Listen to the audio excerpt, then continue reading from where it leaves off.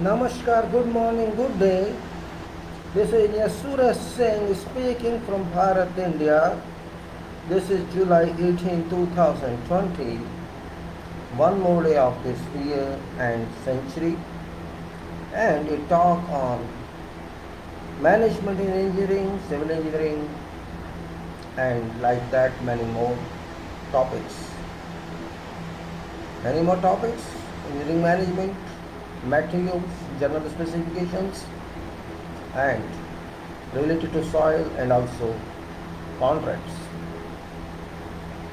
This is professional talk for public as well as for fraternity of engineering who have not accustomed themselves to this type of practicality of engineering. It's very vast. If you miss something like that, you miss professional life.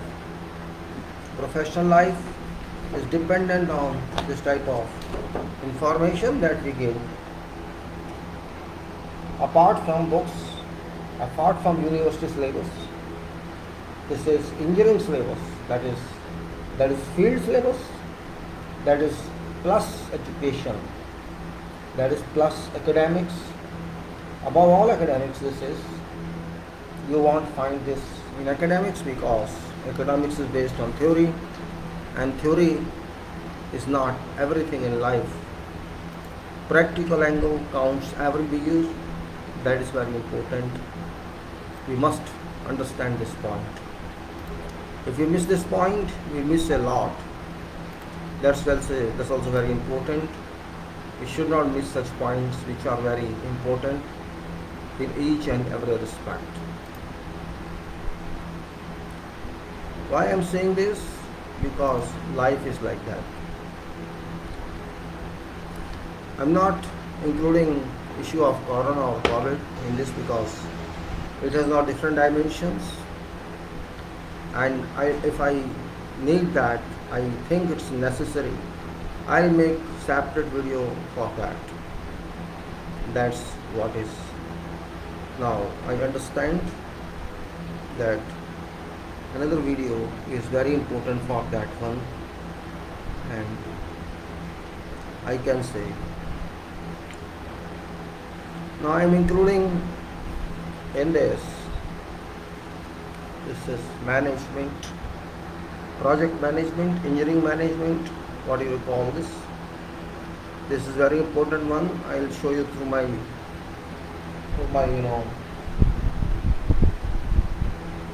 mobile also this, which is we cannot ignore these types of issues, and if we ignore, we will ignore ourselves. This point we must understand very well. Sometimes ignorance also costs life. If you ignore something, you ignore your life, you ignore life, you ignore everything. This is engineering, and if you go little up, this is management,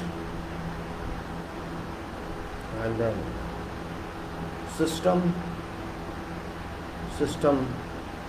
changes,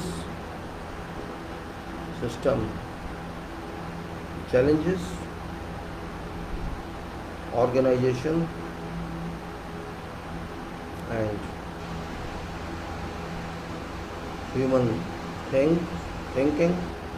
Only resort means solution, and general specifications, total systems and quality systems all,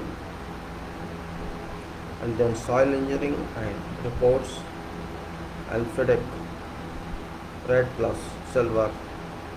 This is what we think should be collectively programmed, not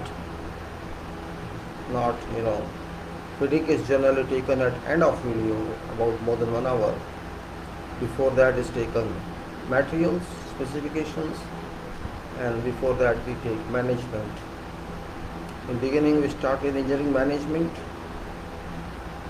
That is most important from understanding point of view. Very understanding point of view.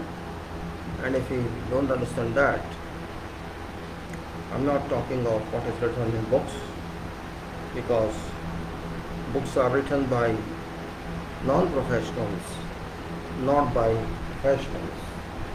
The non-professionals have their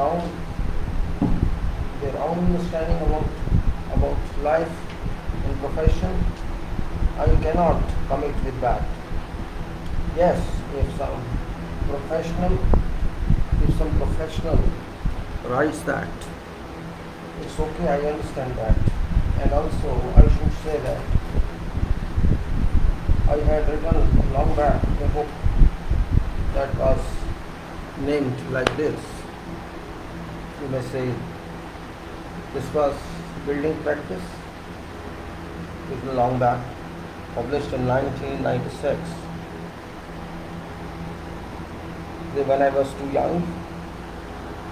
This contained project management, or site management, state of art contracts, and schemes, various schemes, etc. Is contained at that time.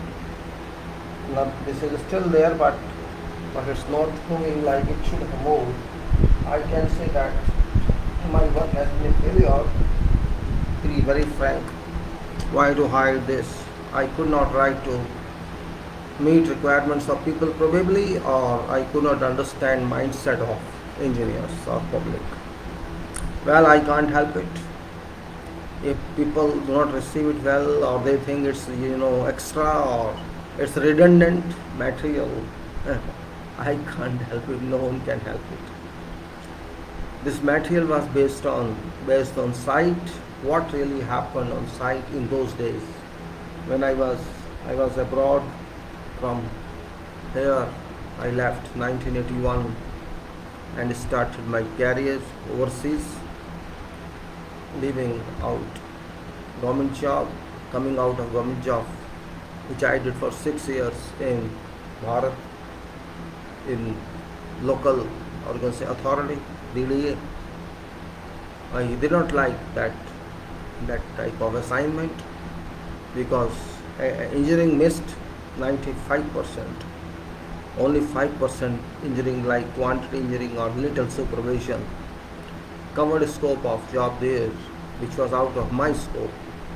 So because I had to finish my study of graduation, because that time I was not fully graduate, or you can say bachelor, I had to finish my bachelor from Institution of Engineers India, Bharat, and I finished that in 1980.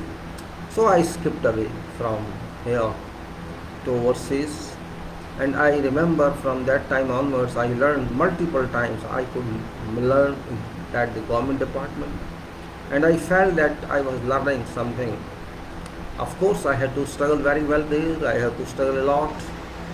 Gulf countries, Middle East countries, weather, what type of weather is there, and hard struggle, 12 hours a day, 14 hours a day, unlimited, no limit, and many continuous days during concreting operations.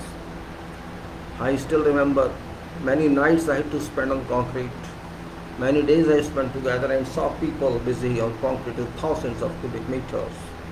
For example, raft of buildings or massive foundations, which continued to be for 72 hours or even for 1 weekend. Lot of management, still I remember that time. Here I don't find that kind of professionalism, because of whatever reason you can say, because of no will in engineering staff or engineering people there, or no will in those owners who are responsible or who promote those projects. I have no point in that, but only I find that quality element on engineering miss. That time it was not that missing, because systems were not there, but people were serious. Quality was little better than now, much better than now, you can say, in that limit, little too much. But I find that practical engineering missed something. Still it is missing, unfortunately. And now new generation, I should not blame them, it's not their fault.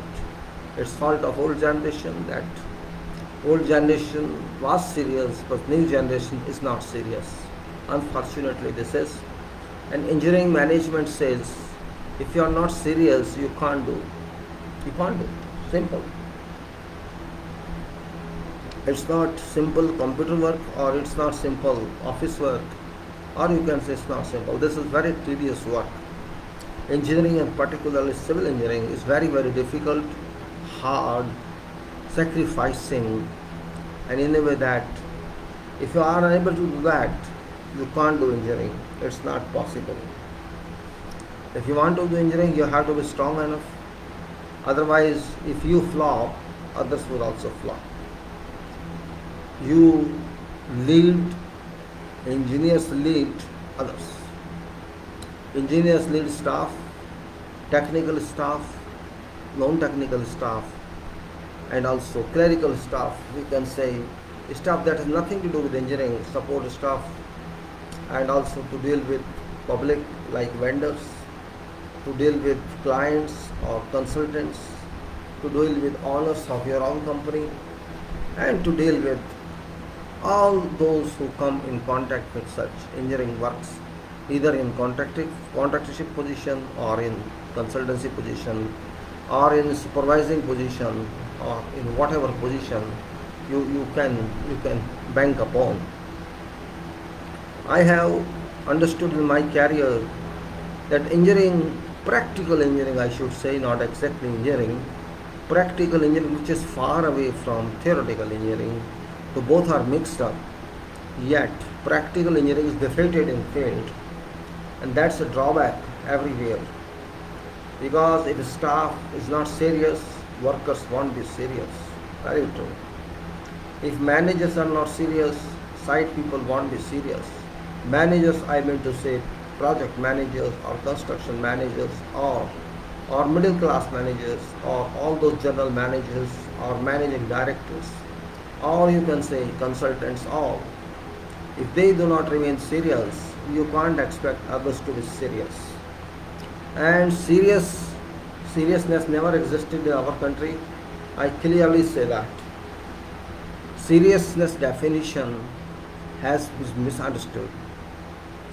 I have seen these crew, this team working seriously in many parts of Gulf, Middle East, and serious in a sense that quantity and quality both have weight, had weight. And I still remember Iraq. I was there in 1981, 82 and some part of 83. Iraq, there was no system. No systems were there. No quality system, no management system, nothing. But if you see, if I had seen quality there, I was surprised. I never imagined those types of structures there, buildings there. Buildings were looking as if these were, models. Such finishes, such structures, you could not even find millimeter eye objections. I mean to say. You could not identify through your eyes whether this building is straight or not, is it plumb or not, isn't plumb or not. That was really, extraordinary. Or you may say I was too young. I did not understand what quality was. Both points can be summed up. But I got an impression about quality that people were serious. Of course, they were not very good in English. Management of government, or you can say government, was not very good in English. But English doesn't play its role everywhere. It's language. It doesn't matter if you don't know English. It doesn't matter in work. As far as quality of work is concerned, progress of work is concerned, advancement of technology is concerned, language doesn't come on way, or it doesn't act as barricade. That I understood because I had an international team with me. I was a part of international team, and workers from many nationalities were supposed to be available everywhere everywhere, on every project, in offices and all managements. And it actually added to quality, it added to cooperation, it added to collaboration, because each respected others. Everyone respected everyone. There was no politics, nothing in that, and politics was not allowed there. Work was important. If you don't do work, if you don't comply with specifications or requirements, absolutely there's a complaint, means you are in problem. Even if you are from that country, you are a citizen of that country, you must have faced problems. So I can say I found example there. You can say Iraq #1, and then I had to go to Libya, I had to go to other countries. And I worked in Gulf also, where English were involved and other nationalities were involved. Arab was involved. And Arab means not only Gulf Arab, all Arab. Americans were involved, Iran were involved, and nations were involved. It was the involvement of, you can say, luckily I exactly don't remember, but I count more than 50 nationalities I worked with. So if you work with many nationalities, first of all you understand, you have to learn their culture, and you are forced to learn how they feel, how they react, how they conduct. You won't find same thing everywhere, you find variation of approaches, even in private and personal conduct. And then work is, of course, work is same, means you cannot challenge that work is affected by nationalities. Yes, there could be little variation, quantum of quality, you can say. Some nationalities performs better than other nationalities, and some may give better quantity than someone else. That is everywhere. Even if your own country, you'll find same variation of these parameters do exist everywhere. That is, that's beauty. Yeah, that is beauty of life. That you will find variation, and that variation is also a must, because you cannot say everything constant. Constant factor does not work all over life. I am just trying to explain to you that time there was no quality system. I am talking of 1980s. There was no quality system, no ISO 9001 or others. Nobody even knew about that. There were no computers in those days. Computers means very little, like the DOS based, one computer in every company or two computers in every company. Staff and others were not exposed. I used to work with all my manually, means my drawings, or you can say my quantification, my even bar chart, or you can say whatever used to write by pencil or on paper and send for typing, and then editing that, and like that, means a lot of work was done. And that's why we had to work sometimes 14 hours a day, 15 hours a day, 16 hours a day, depending on quantum of work. And we enjoyed that. But formalities were done, everything was done. Nothing was, you cannot say that because that time we did not do formality. Systems were, means every consultant had his own system, and we used to follow that system. There were no separate planning engineers, no separate quality engineers, or separate even quantity engineers, or like that as we have today. Many sections work, many departments work on. For example, you say design engineer, of course design is separate as but before also it was there.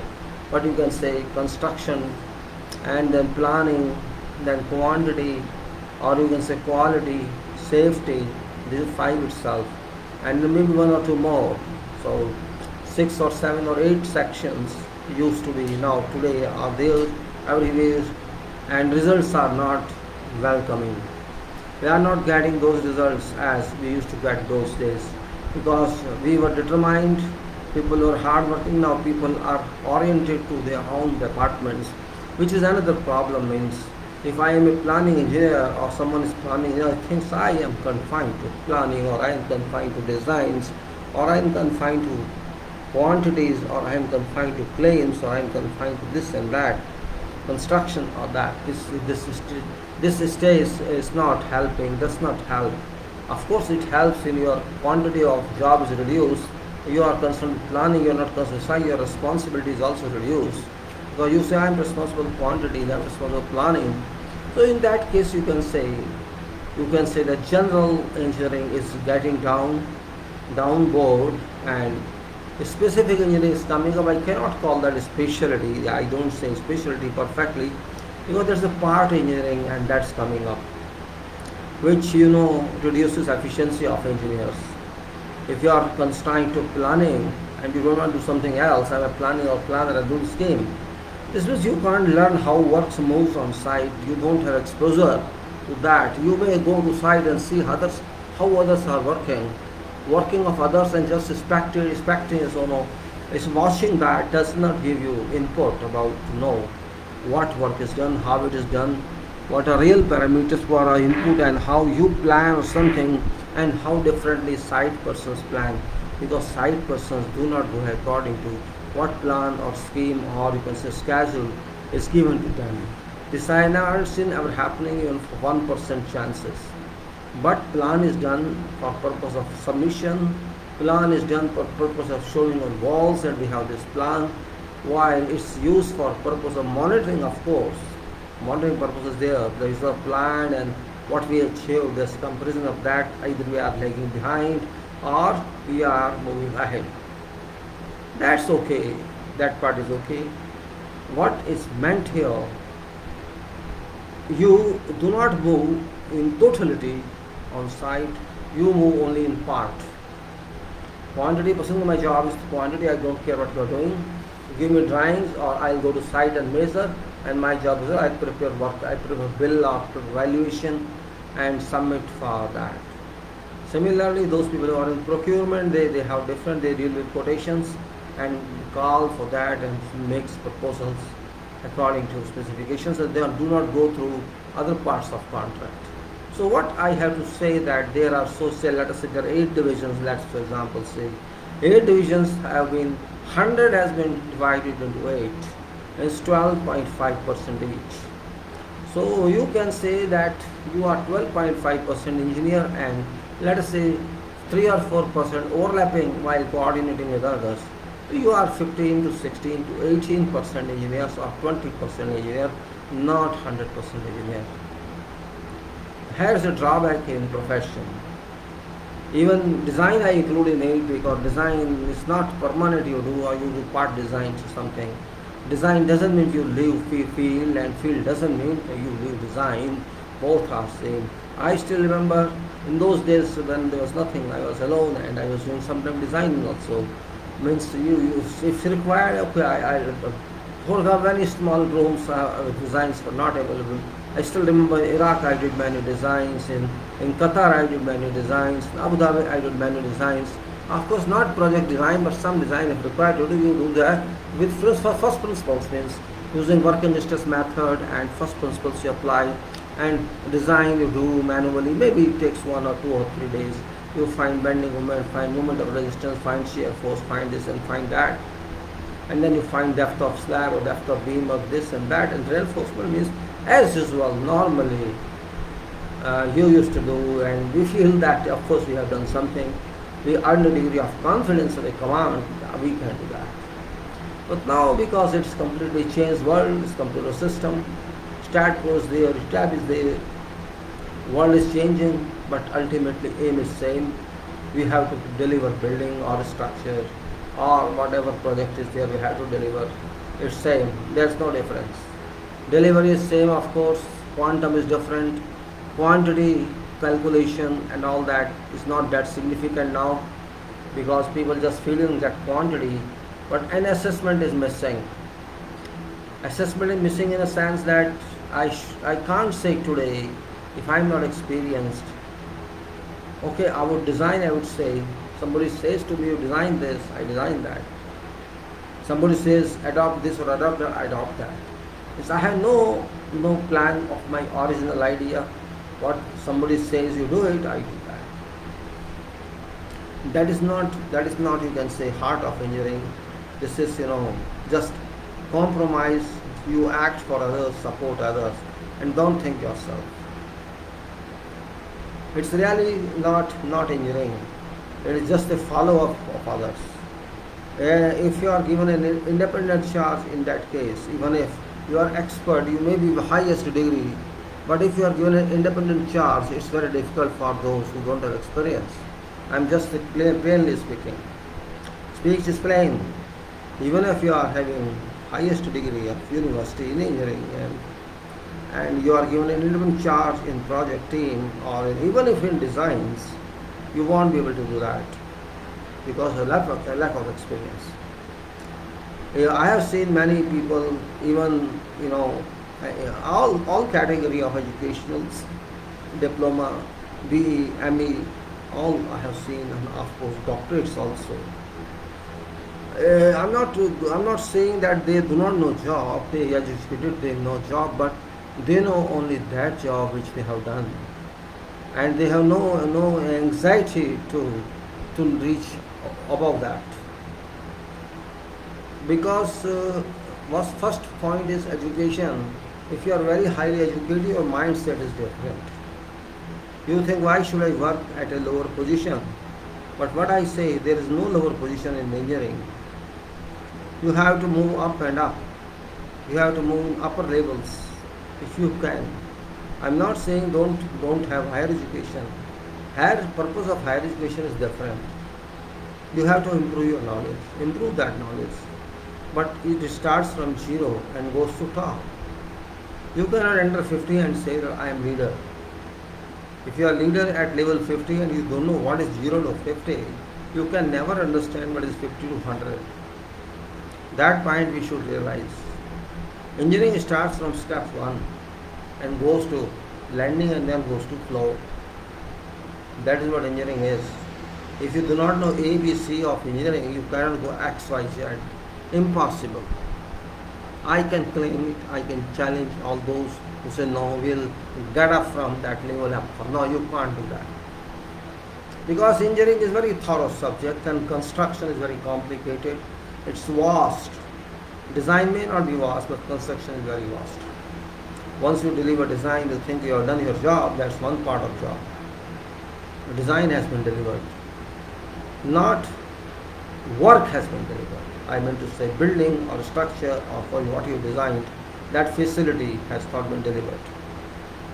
So that deliver is 100. You did that 0 to 25 or 0 to 30 or 40, whatever you consider that part of your design. And then you have to go 75% journey. Suppose you consider 25% of time for designing, 70%, 75% time for execution. That 75% of course shall be moved by 25% input. But that input should be beautiful, it should be useful, it should be dynamic, it should be completely elaborative, it should speak of what it says. But design does not speak. Problem is that. One design is theoretical, that is done, that's okay, we have to follow that. But what about designs on site? I mean, say not a structural design, methodology design. We have to think on site how best we can do. We have to think on site in other than planners thinking, how we have to move, how we have to deliver quantity parallel to quality. Neither of two can move together. I mean to say, neither of two can move ahead of other. If you can say quantity is moving far behind, far ahead than quality, you understand the meaning of that. Quantity is moving far ahead and quality is lagging behind. This means your work shall be rejected. It is substandard. And if I say quality is ahead, too ahead, far ahead than quantity, which lags behind, this means it is over quality and over quality cost. This means you are losing time and you are losing cost. Both you are losing, though it's not bad for your reputation, it's not bad, but you see it's costing you.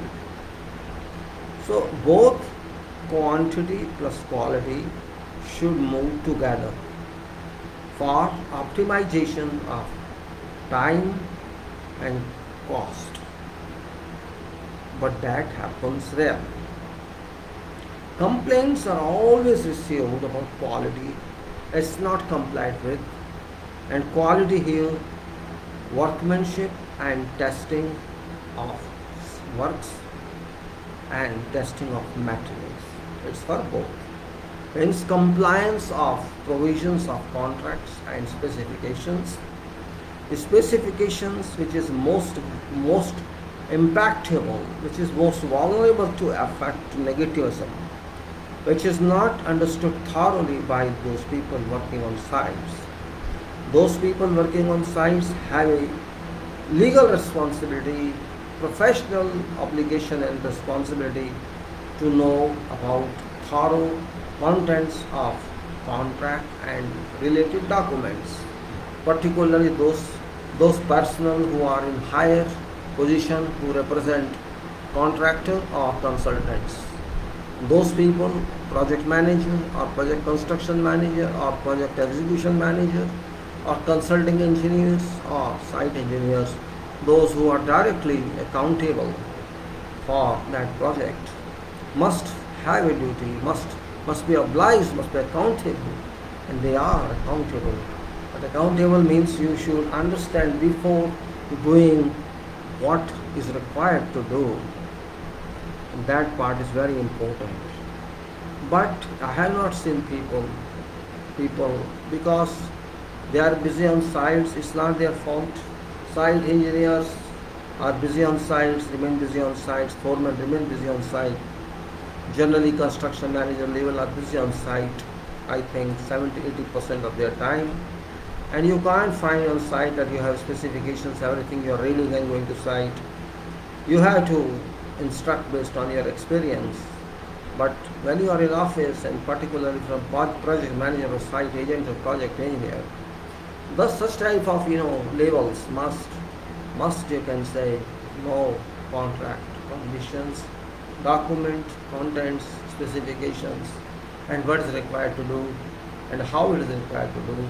When I say what is required to do, you should know scope of work in details. The scope of work sometimes is unclear to many because of, you can say, lacuna in documents. The scope of work is the start of everything, and we don't know sometimes what is the scope of work because it's mentioned somewhere, but you have to refer to that. No contract can be complete without scope of work. Actually, it starts with scope of work, and that scope is sometimes elaborative. That scope is sometimes having long list as division of responsibility, and also sometimes very limited paragraphs contents.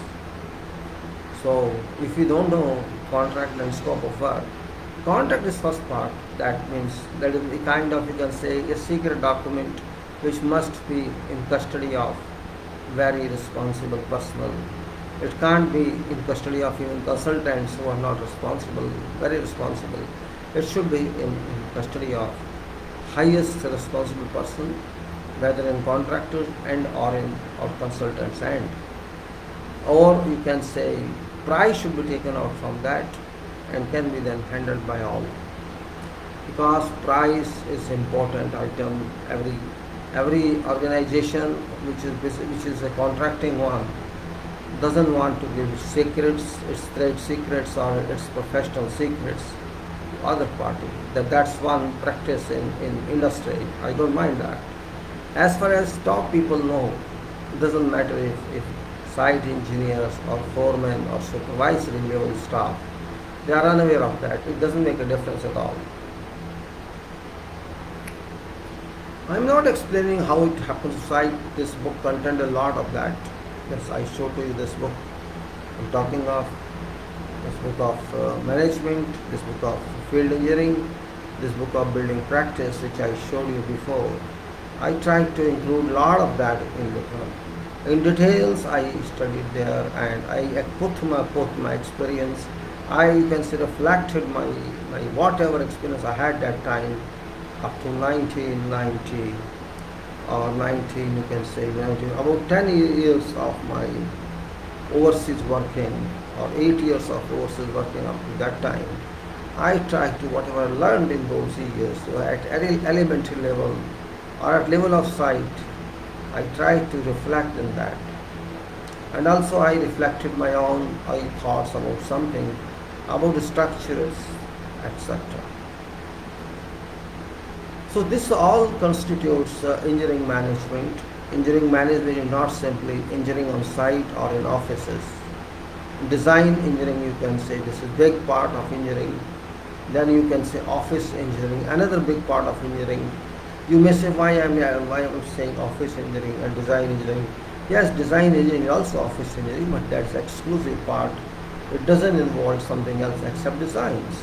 While office engineering is in totality, which involves lot of correspondences, lot of communications, or you can say coordinations, and secondary level of design team, that is design, not structural design or architectural design, designs of all services coordination with the structural and architectural and all other remaining coordinations, and how to devise in a best manner to follow up work, and how to coordinate with all required official status people to get that done, approved and delivered. That is different kind of engineering, and that deals not only on site, it also deals in official way when you are in procurement, or you are in you can say in such type of works or activities where work is limited to office. But office means in a higher level where control of drawing is done from other offices or centralized offices. But when you are on sites, your centralization doesn't matter, because you have to deal with every type of documentation, and even documents records are led by you as office engineer or office technical head, whatever you can name. That name is not important. I have been there in that position, and I used to do secondary level of designs and all documentations, technical documentation, writing method statements, writing site queries, writing engineering queries, and you can say there is nothing that I did not do there. And if required, quantification also, if required to deal with the coordination, office engineering, contracts engineering, whatever means was sent to me for that purpose, I got much better understanding of various activities in engineering. So management of engineering says, do not stop yourself at one subject or at one discipline. Move on and on and on. Site engineering is not that easy as we think. It's very difficult. Those who think site can be handled by everybody, I won't accept that. Yes, site is handled by foreman, by supervisor, but in different level, not in level of thoughtful persons. Those people, if instructed rightly, they can work, but they should be given exact instruction what is to be done. And if there is a error in that, you will find your instruction is misunderstood. Each instruction values. Don't take it lightly. And you cannot give everything in writing, because there is a limit. People can read, and you cannot write everything in respective languages people use on site. So I remember one engineer in the life of my senior and from Lebanon. He always used to instruct once, then again second time, then again third time. Well, I was little fed up with that. Why I was doing this? No, he was right. He was right. He just wanted to make sure person has understood or not. That is American style, because I have seen American people, they extend and tell something, and then they want to make sure you have understood or not. I dealt with many Americans and said, see, I am just asking you second time. Tell me if you could not understand this, so that if work is done wrong, it's a big problem, it's big cost and time, and if you want to understand second time or you want to understand third time, I got no problem, I'll explain to you, but don't make mistakes on site. That is understanding. I don't say that's rule, but just you want to make sure whether my instruction has gone successful or it is not successful. If it's not successful, means work shall not be successful, because that person could not understand half and understand half. But because that person feels something, hesitates to come back and ask, he shall do something according to his way, his choice, and which may not be choice of instruction. So what I mean to say is, clear communication is very important part of field engineering, clear communication. Because in designs, you can write anything.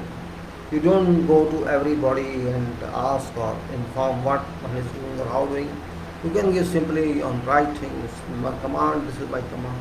I am instructing you do like this, or you tell me what is done, what's best way. So their communication is no problem, and those people are all well educated, they are engineers, highly qualified engineers, so they can understand what is to be done. And they are not dependent 100% on each other, they are dependent on the methods they have a design formula, they have all codes with them, and they know how to do that. So problem lies there is a difference in level of education. Those people working on field, working sites, on field site, and they are not having same education, they are not, but of course they are experienced one. They are skilled people, I cannot say they are not skilled, they are very much skilled. Don't consider your knowledge in academics, but practical knowledge they have. They cannot calculate as you calculate, maybe they cannot write. Some can write also, but it's very little, you can say very little percentages. But those people who do your projects are more important. Though your project, they deliver activities, you deliver works on site, I think that's the more important, those who are sitting in office and just supporting those who are on site. So I can say that engineering management must be understood clearly. It's not in hidden terms, it's not that you think those people are low grade. Question of grade does not come in, because you should not forget that those people who work on sites, as far as work is concerned, they are more important, because it is that limit, is that end beyond which there is no end. You can say that is terminal.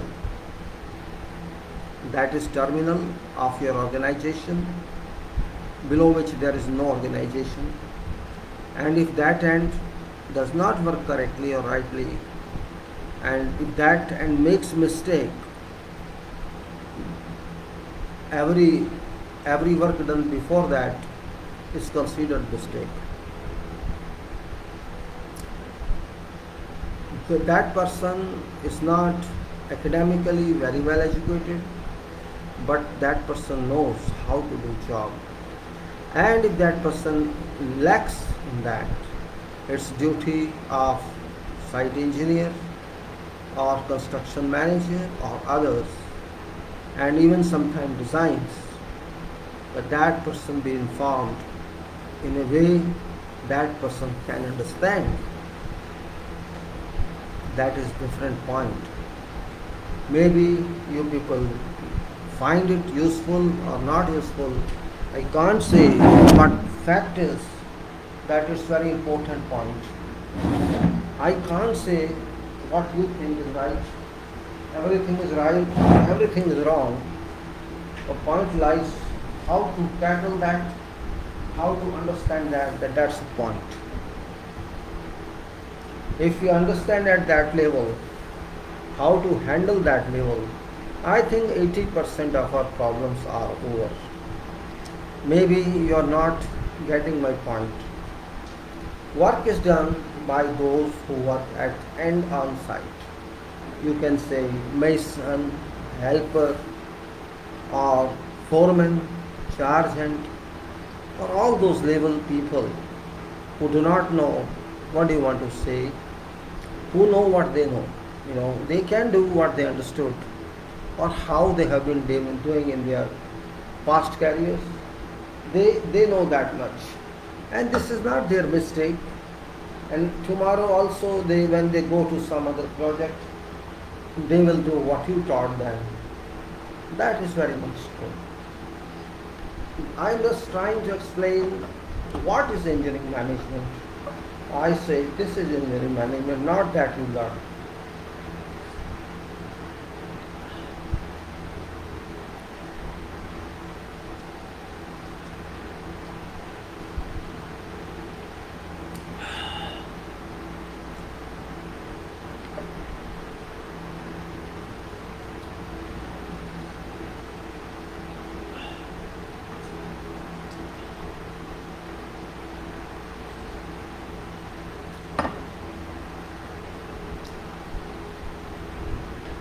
Engineering management exists on site, exists, and particularly I am saying civil engineering management. I am not talking mechanical, electrical, because those disciplines are little different. In mechanical, you can say 90% or 95%, 90% or more than you can say 90% cost is involved in factories or in manufacturing unit, and remaining 8 to 10% is involved only on installation of equipments. So mechanical world is little different. You shall not find direct impact of workers there in mechanical world. You will not find that much. That is little different. But in our civil, that's not situation. It's little different situation. We have a problem here. Our 90% or 85% work is done on site by remaining 15% of people.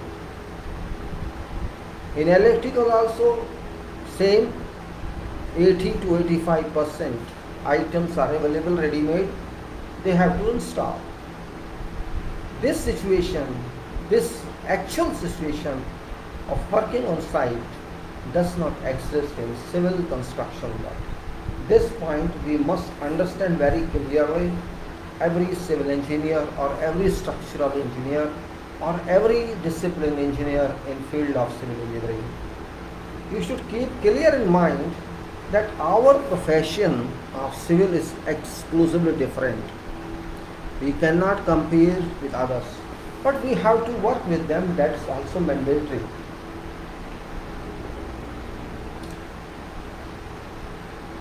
Maybe on civil engineering projects you will find that 80% people of crew are from civil disciplines. It may be road people, foundations people, or building people, or you can say whatever, and even machines. In start of project, when civil activities go on, you will find those machines which are required in civil execution, like excavators, shovels, you may say concrete pumps, concrete mixers, and road rollers, road pavers, and you can say cranes, tower cranes, all that. But when civil works are wound up, or you can say in some way mechanical entry starts, you may find those machines there. So civil engineering has, you can say, a different identity as far as real management, or you can say frontline management is concerned. Nowadays frontline is more important. Frontline means where actual war is conducted, where actual work is conducted. So I say difficulty in management in mechanical is not that high value, because it's out of their, beyond their control. Machine comes duly manufactured and tested, and even those people cannot change it except installing or testing that. Same applies for electricals. They have to install their complete systems, but in civil you have to manufacture it, particularly structural items. You have to manufacture on site in form of mortar, in form of concrete, or in form of whatever you can say It takes a lot of time. And I had already always disputed planning engineers when they consider such type of weighing factor. I always say, look, activity of civil engineers, civil engineering items take a lot of time. You cannot say mechanical unit cost is this and civil item cost is this. The costs are different, that's true. Cost of civil may not be that high as machine cost, but time of activity, time of doing job on site differ a lot. Civil items take a lot of time while mechanical items don't take a lot of time. They take time in factories, not on site. While we don't consider manufacturing time in factory. So there's a point that requires difference, which must be recognized, but planners do not understand. They say, no, we will take cost-based planning. Okay, it doesn't matter you take cost-based planning or you take activity-based planning, but take facts. Well, that is planning issue, and that of course is very important. So I always argue on that. Why don't you take activity-based planning? Why you are concerned with cost-based planning? The argument remains that cost-based planning helps so that we can also quantify billing, and it helps them to consider only cost-based planning so that billing is done. Only for that purpose they say, okay, it is billing only, it is valuation, we know this percent of work is done, this means this percent of cost is paid. That's one point. Because valuation doesn't matter for civil base, that will be done based on all your costs, but question is time. Time is more important. Time that you have to involve, you have to take in doing work of shuttering, steel fixing, concreting, or whatever activity, supporting system, or foundation items, or whatever items, that time you have to take. There is no way that you can squeeze that time. You have to give factor of safety also to that. So planning is also a conflicting issue as far as site person and money valuation is concerned. Okay, it does not make difference to site work because you are considering time based on activity. You are not considering time based on something else. And therefore, I would simply advise civil engineers to be open to everybody when you sit in meeting or you argue with them. Do not keep silent, because your experience is very important than all others' experience. Planning person can plan only, that person cannot guarantee that. Yes, that person can argue in meeting why you did not do, why you did not that. That is his job. That is job of planner to raise questions. But you also have right to counter those questions, and you have also a right before that scheme is published or that plan is approved or submitted for approval, or you have to approve that you have to approve in a sense, you have to, yes, I can do that. You have to discuss with planner before that goes out. I have experienced such conflicts with them, and it's difficult to make them understand, because it's not that they can't understand, because understanding comes from by virtue of, if you have experience, by virtue of experience you can understand time management, otherwise you cannot understand that. Maybe you have experience, you can assess time based on experience or based on what manpower you are going to use in that, and that also depends on your assessment of project. Maybe this point you may not understand. I give an example, a state of example. You are given a project, take that project, in a sense, consider that one. And best way is on RCC. Generally RCC is, you can say, a biggest element, use time wise and quantity wise. There are other elements also, but this is such elements on which depend all other items, and this is only this item, that is, you can say, item of concrete or RCC. It may be pre-stress or otherwise, this does not make a difference, because RCC element is always time consuming element. So when you have BOQ, indicative BOQ, of course, or you have your own BOQ, which is accurate one, You know what's total quantity of RCC. When you have RCC quantity, certainly other quantities would be there, but RCC quantity, total quantity you know, and you know this is duration of project, and you also know that 1 month or 2 months time is no use for you because that is for testing and commissioning or another. So you can exclude that time, and you can exclude time of mobilization. So remaining time you have. Now you have to understand and decide whatever time you have left with after the reduction of these 3 months. You have to keep at least 60% time, 50 to 60% time for doing the structure. That much, because you can't take whole time for structure. 60% at most, though 50 is genuine. If you take 50 to 60% time on structure, then you can divide in unit month or unit week what percentage of what you can do out of 100% of that. And if you have that time period, then you can assess manpower, trades manpower, like, because in RCC important point is that carpenters, form of carpenters is a major point, is a prime point, detecting point or dominating point in our society. If farm work is not done expeditiously, reinforcement cannot be done and concreting cannot be done. So you have a control point there. You just estimate how many carpenters would be required there. That point is, you can say, very important point.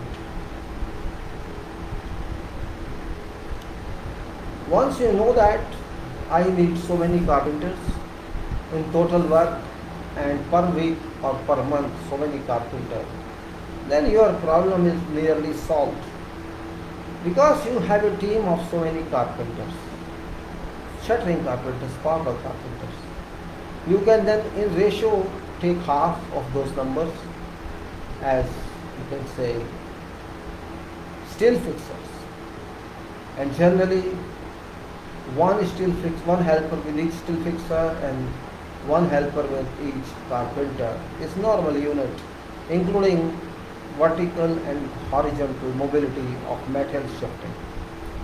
So once you have these two teams decided, number of carpenters and number of steel fixers, in ratio of that you will decide number of masons, depending on what time you, because masons will follow carpentry work once concrete is done, and certainly masons would come into play and all other skilled people would come into play.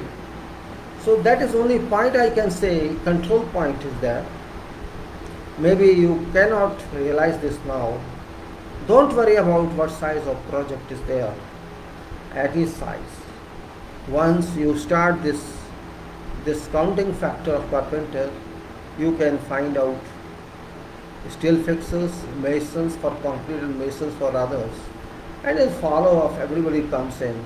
Masons for, because same mason may be used for block work or brick work, or you may take separate team for that.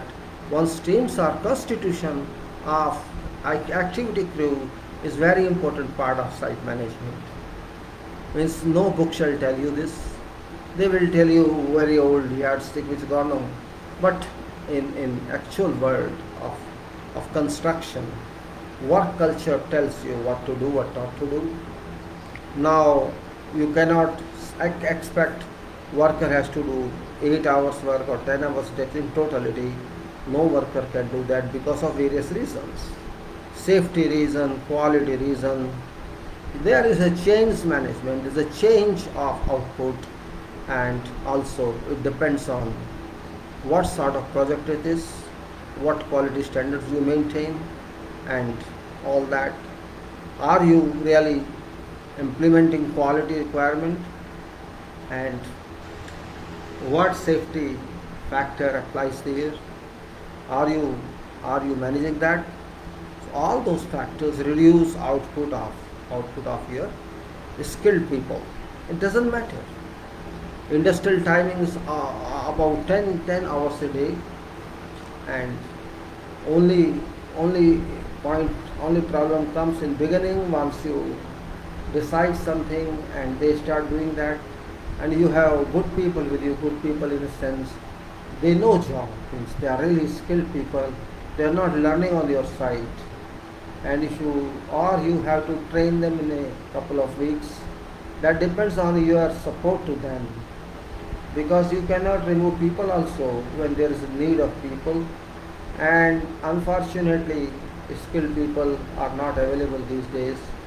Unskilled people are available, though they call them so skilled, but when you see their work, their standards, you won't accept them. This happens. Why I'm trying to tell you all this? Because this is real problem. Don't be panicking when you get a project and you say, okay, I want this plan tomorrow morning, or in 2 days time, give me this plan, and you start panicking, how can I do it? I don't know anything about this. I have to go through this and go through that. You have to go through everything. That's okay. I don't say don't go, but don't be in panic mode. In panic mode, you can't do anything. And that person who has given you this, he wants you to be in panic so that you are crumbled. Don't get crumbled. Engineering means mind, it doesn't mean body. Nothing is impossible in this world. This world is made of impossibles and possibles both. Those people who think something is impossible, some other person makes that possible. This is world. I too was examined like that when I wanted to get joy in beginning of my career. I was given some contracting company wanted me to send to Iraq in 82, and when I met that person, that head of company, he asked me, see, I don't know you, who are you? Okay, fine. What you can do? Okay, fine. Nobody knows each other, that's true. So indirectly that person asked me, this is drawing, is only one or two drawing, I think I work with drawing, and we are doing this job there. I want to know how many carpenters, how many steel fixers I want to take for this project, because he had to recruit those people for this project. Can you give me an idea? Take your time, under 2 days, I think he gave me just 2 days, and then tell me. I was same like you are thinking. I did not know anything about that. I was not very well experienced in that time, 82. I passed degree in 80, and what experience I had, that experience did not teach me all this. So I was little upset, means this guy is asking this, and I never worked in that capacity. I never worked. I had no experience of independently working like that. But I said, okay, there should be something. So I tried to assimilate information from this source or that source, from civil handbook or from some other code. I was not, very surprised. I was not very happy with the information I had. One carpenter can do 0.00, or say 0.05 carpenter can do this much. That's confusing information, non-technical information, rubbish information. And I say, after all, this is not some science, I can't solve it. Because something from information, how much after all I thought a carpenter can do? What is that? Because shuttering is done by carpenter, not supporting system. Supporting system is done by others. So I have to decide about carpenter element, and based on that, steel fixer element. So why can't I think, sir, how much after all a carpenter can do? Carpenter needs ply, carpenter needs timber to make, shuttering plates. So how much can in one day one carpenter can do? I thought like this. I thought I don't, maybe 10 square meter, not more than that. One room, small room, one carpenter may, if you're given help, or he may do that. So if I say 10 square meter, I'm telling you, I thought like that. 10 square meter if one can do, and this means there are three stages. One, that you have material, you have to cut into sizes of required dimensions, and then you have to make it, fabricate it, and they have to put inside, you may say, install that shutters, and then after concrete is done, you have to remove them. So in this way, how much time this may consume, that may consume, you have to work out. And certainly means one item has so many activities. So every activity has some, you can say, some time consumption. So keeping that point in mind, by approximation, I worked out, and of course I was not 100% sure. I went to that guy and have you done it? Yes, I have done it. Okay, tell me, he was there, I think his wife was there and all that. How many did you calculate? Wow, how many carpenters I need? I told him, you need 55 carpenters. 55? Yes.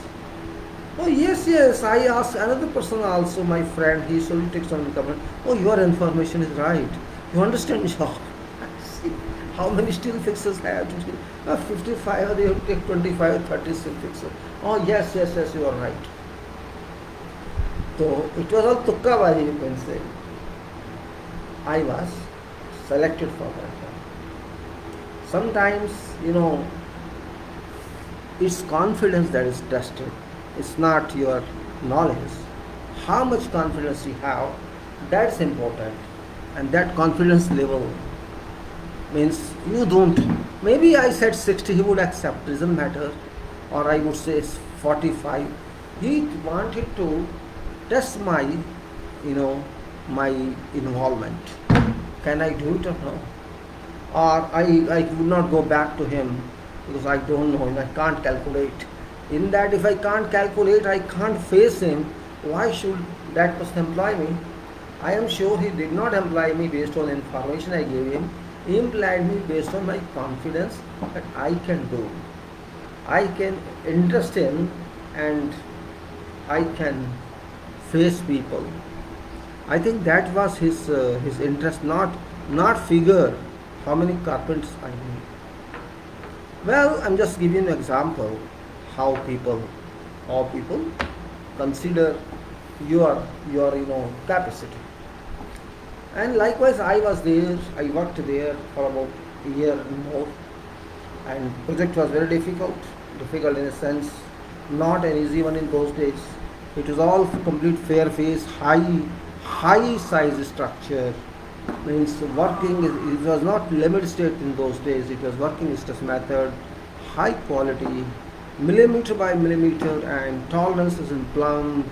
And in those days, 4 meters column casting, 4 meter height column casting, and thin walls casting, and building full of fascia, fascia elevations, all RCC. You had to do that, and I did that. I of course I had to learn, and there were many carpenters, more than 55, and masons, all that work, and steel fixers, and very cold, of course. And I learned a lot there, not from drawings. Oh my God, that time maybe I think thousands of drawings, all disciplines. I used to sit at night also to understand those drawings, because I had not seen so many drawings in my career. Drawings means very, very detailed and complicated drawings, if A0 size and all those, and to go through that drawing just to understand what we had to do. There was no one else in that organization. I was considered fully qualified, of course, and I was also member of Institution of Engineers, so they respected me that way, that he is a member and he should know everything. So I was dealing in coordination, I was dealing in technical work, and I was a kind of lead person, you can say, in that team. But I had to share everything, I had to do everything, and there was of course staff politics, and that happens everywhere. There were some errors also on site in those times, and I was blamed for that. One column was out by 4 centimeter, and one wall was out of plumb. Oh, not out of plumb, out of shut bolt. There was no bolt in wall, and we cast that, so it bulged. So like that means I made mistakes. I can say I have no shame in that. I made mistakes, and I suffered also because of that. And also there was another instance when I appeared in one company that was for Libya, where I appeared for civil engineer's position, government of government joint venture of government of India and government of Libya. This was a construction company, electrical construction company. I was interviewed for that, and he asked me technical questions, and then attorney asked me, the chairman of your company asked me one point very importantly: can you, what you do, how you handle your people, can you supervise? Well, of course, you cannot supervise when you are going to be a civil engineer on site. You have to supervise them. Then he said, you are money-minded or work-minded? Well, this was a very different question. I said, yes, I was work-minded. How can you say money-minded? Everybody is work-minded, but money, of course, comes when you work.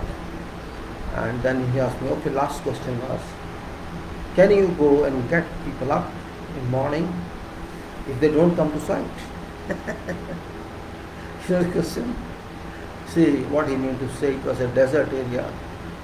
People generally don't get up morning because they sleep, and this is your home, this is your site. So, and there's no formal attendance. You just, everybody is present. So everybody is present. So some people get up late and they don't come, or people sleep. What you do? Question was that. Can you get people up? I say, yes, why not? If they don't get up, I book them. Why not they get up? They have to get up to come. Well, I was appointed there also, it doesn't matter. In those days, appointment was not big issue. Jobs were many in Gulf and also in Iraq, in Libya and like that. I'm not saying that I was very good. I am just trying to share with you my experience. There I worked well, and also this was a company of democratic viewpoint. Libyans were in majority, and they led this management. They never posted anybody without knowing, without ensuring this person can work. They don't ask any questions. They just simply say, okay, take this work and do it. You know my point? You have this work and do it. If you are able to do that work, you are passed. For every posting they do like that. And this is wonderful. Means it's not one man attitude, oh you do this, I've said. There's a meeting system. There was a meeting system. They used to sit every week and decide what work was given to this man, what was given to this person, how did he perform, and if this work is complete, where should he go. That was their style. So I was given a work of a shed, I completed that, and they were very impressed. They did not tell me. Then next day I met one of my colleagues. He was a Libyan, and he told me, you are going to that site. I told him, yeah, you are going to that site. You are mudir. Mudir means manager. Well, there was a big meeting yesterday, this and that. They consider your work and they are happy with your work. You are going to take that responsibility. This happens somewhere. I am shifting my engineering management to something else now. That's not correct work, but it is part of my career, and that's a fact of life as well. But when management becomes personal oriented, it doesn't help anyone. Management's duty is to set a person right and to choose a right person for right job or a person who suits best to do a job without any favor, or without any you can say face value. Face value doesn't work in engineering management. Real person works there. Face value may work somewhere in diplomacy, it may work somewhere, but even in engineering it doesn't work in diplomacy, because there is no diplomacy in engineering. In fact, there is no diplomacy in construction engineering. If you can't do, you can't do, finish. And in Arab world there is no mid approach. What I experience in Arab world, either you are 0 or you are 100. No in between. No, you can say no partisan, no opposition, nothing. Either you are in or you are out. This is Arab world, and this is in fact very important point. It's not like that, okay, if you cannot fit in just a British what say, oh, try him here, try him there, try him there, or try him there. Arab world doesn't think that way. Though it's not correct, but they say we are paying, and if we can't do, okay, if he fits somewhere else, you take care of that, but we don't accept him. This is Arab world. You can't change their mind. They are happy if you are good, and when they say good, this doesn't mean good, this means excellent. Arab people never see your face. They can be your friend if you are good. If you work, they can support you at any level. And if you are not working, if you are not good, you may be whosoever you are, they won't care for you. You mean to say, a trust is very important. If you have a trust of working production, they are with you. If you play, they say, I sleeping. You sleeping, you're not working. Either you are sleeping or you are working. This is Arab phenomenon. It's not that this formula, they are. Friendship is something else. They are friends of none. Yeah, your friend if you are good in work. This is my friend. His money much good, strong. But British think is differently. If this person, and first of all, British are very happy if you call them sir. I don't know, this mindset has not gone out yet. If you appreciate them, they feel happy. My point is not about nationality here. My point is about management here. This is organization. How one engineer should be organized. Forget what you are working in India, Bharat. Do not count it as a reference, because you can't get any reference from here. Here, profession does not exist. I can simply say, here profession doesn't exist. Institutions do not exist in reality, they exist only for namesake. If institutions are there and there is no quality in engineering, what's the purpose of the institution? I don't understand.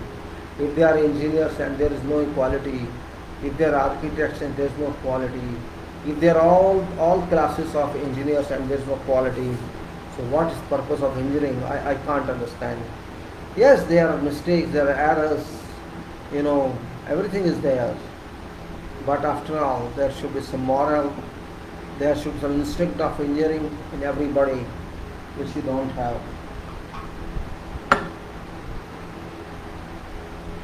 Management or organization is made by individuals, in fact.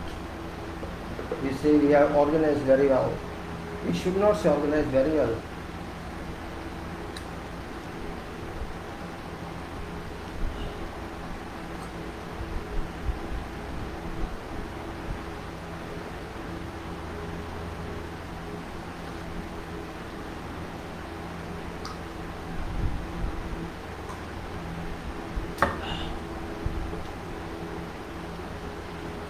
My understanding of Engineering organization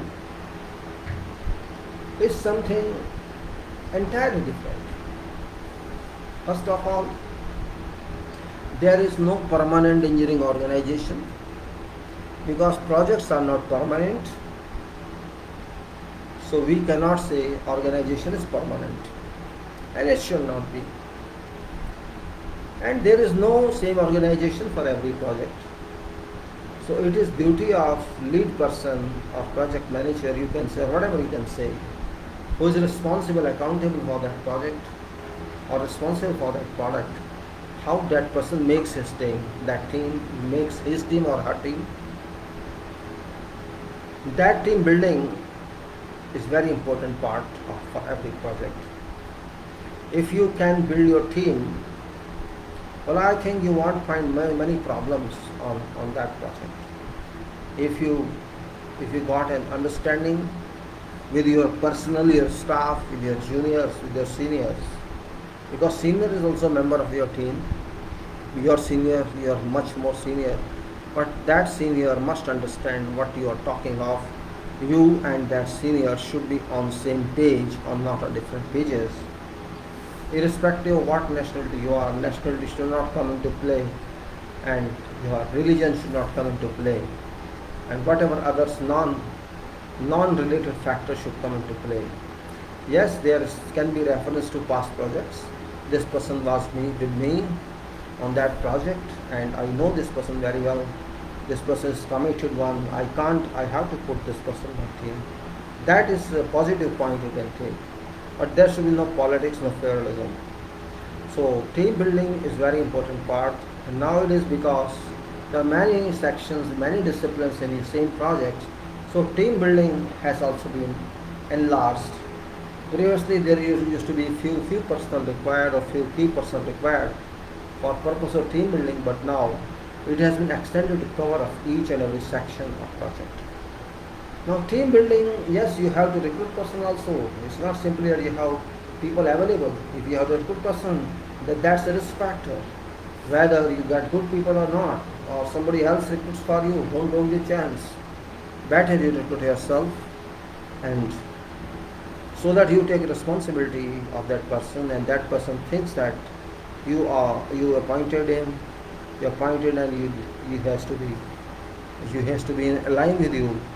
Here still alliance is not required, work is required. Work, when I say work, does not mean work, technical work. This does not mean site work alone. This means work in totality.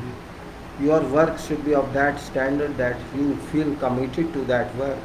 You don't count all days, this is time of coming and this is time of going out. That's not required here. It is required commitment, dedication, and objective of project, and objective of your job, and that is you have to deliver your job in time, with quality, with everything, without wasting material, without wasting time, and respect your designation, your work, and others. And cooperative team must be built. And once you do that, you establish your lead on that project to others. I am leading them. You will realize that you are a real leader. You are not simply leader in sense to show I am leader. Means you should become a person of level of a leadership where they automatically follow you up. You have to not tell them by explanation. You have to not tell them by long speeches. You have to just to demonstrate them by actions that you are a leader. Remember, leader has more responsibility. Leader has added responsibility over non-leaders or followers. If you are a leader, you have to lead, not be led. And you have to teach them if they do not understand something. That's also leadership. You can't expect everybody to do in a style you want to do or in a manner you want to do. And you have to tell them, you have to write to them if they can read. Or that's what we call, it means maybe documentation on projects. And documents are produced for this purpose. Everything cannot be told by speech. Instructions can be given, but everything should be according to system. If you establish some system, that system should be respected. But you have to respect yourself first. You have to prove to them that you are serious. And remember, seriousness is very important part in engineering. If you do not show to others that you are serious, others won't be serious. And this is very important point I am trying to suggest to you. Seriousness is very powerful. Seriousness doesn't mean face be serious, your actions be serious. What you say, you do that. What you promise, you do that. What you ask them, you question them. It's not simply you instructed someone, you have to do this, you have to do this, you have to do this. And you never ask him. And if somebody comes and says, I have done this, you know that. That is not right approach. If you instructed someone to do that, you must either ask that person if that person is delayed, or when that person comes to you, I have done what you instructed, then you must entertain that person and go through what he's done. Though you may not need that work at the moment, even then you have to see that and tell him this is missing, or it's nice you have done, it's good you have done, and you give him more job, or tell him wait, I'm coming, I'll give him more job. Or you remind me I have to submit this, you remind me tomorrow morning I will take this, or you put in my office, or come to me, I'll make submission with you. You can enhance responsibility of that person who is serious. Yes, you can use that person in your submission. You can ask him, you do like this, fill up this paper, or pack it like this, so we may submit. So that person similarly at same time is also added with more responsibility, and your workload is reduced. So it's not that you can't manage, you can't organize, you can organize very well. And they have to one more important point in management, that you have to analyze every support you have. Your site engineers, your other engineers, your storekeeper, your procurement person, your staff, and your technical assistants and site persons, foremen, sergeant. You have to chat with them sometimes, talk to them, and know how can they do, what can they do. And if you feel someone is good, you will have information, someone is well educated, and that person is not happy there. And if you have some work for him, you can find out from your technical activity itself how that person can be used. I have done this in many cases, and it works successfully. It's up to you how to use your power of analysis, your power of investigating people. This kind of examination, you can say, investigation about personality of someone, whether that person is further usable or that person is dead at that level we are working. Engineering management is therefore not limited to definition of engineering management or to what syllabus is. It's vast one. You have to move into every direction, diverge and collect information, use that information. Collection of information and not using them is no use. If you can use that, use that. As many informations you try to use, as much as you can do, you will be better. You will be in a better position than others. One benefit is that you collected knowledge, you are an informed person. Other one is that you are using that knowledge, you are a practical person. Both are here, and they are an informed person and practical person. And people come to know that you are using that information which they don't have. Certainly they will be impressed, they shall be impressed that this person is smart enough, this person, then they will start becoming dependent on you rather than you be dependent on them.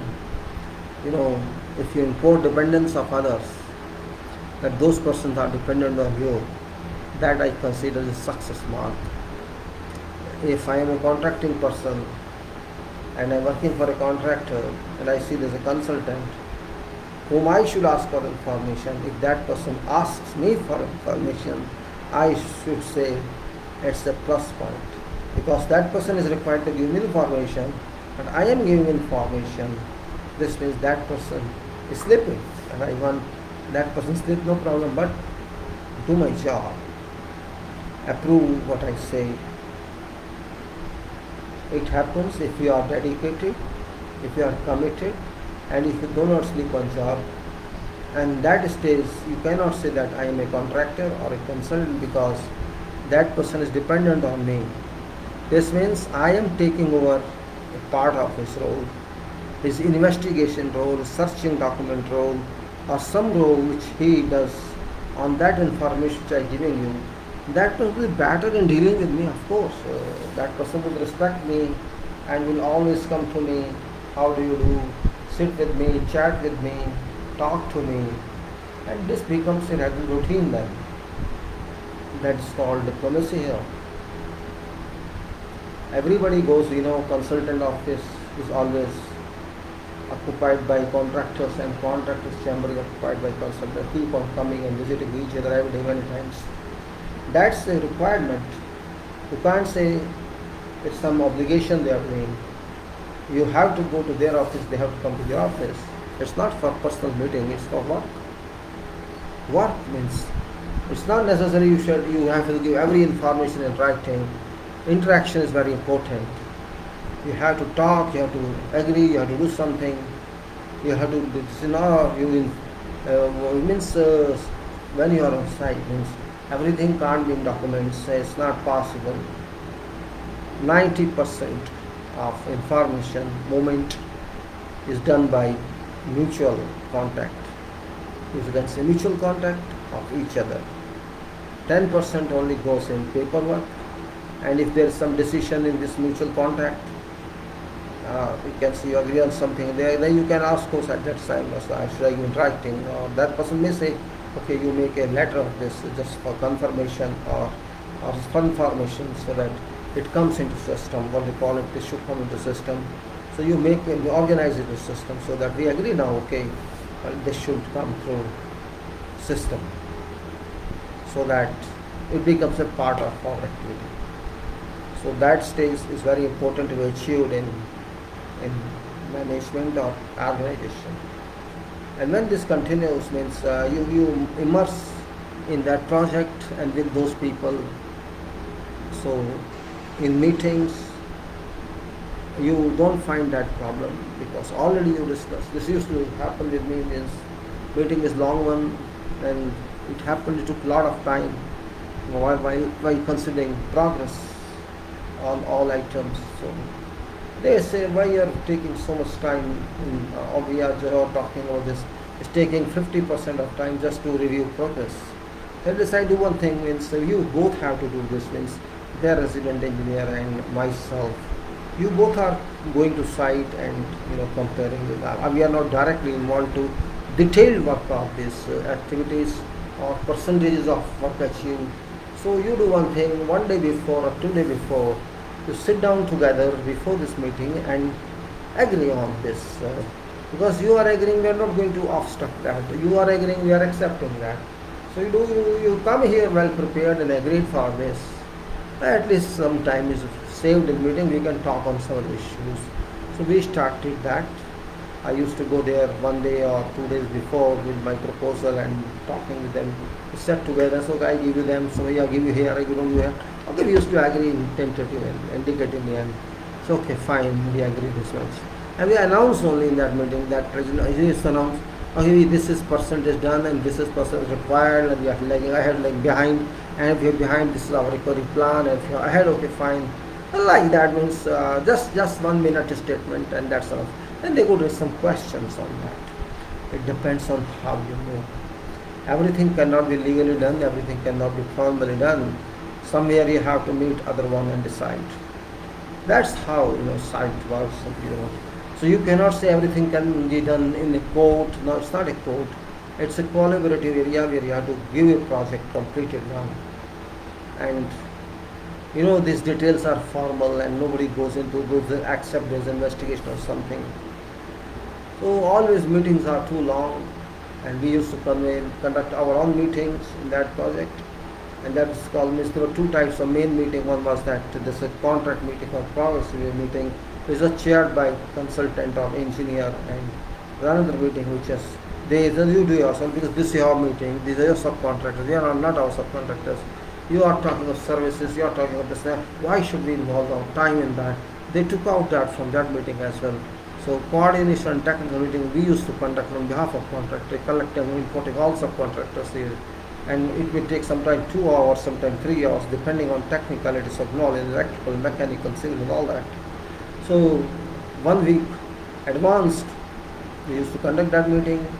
We used to call one representative of consultant to be part of that meeting, and this was a procedure later on.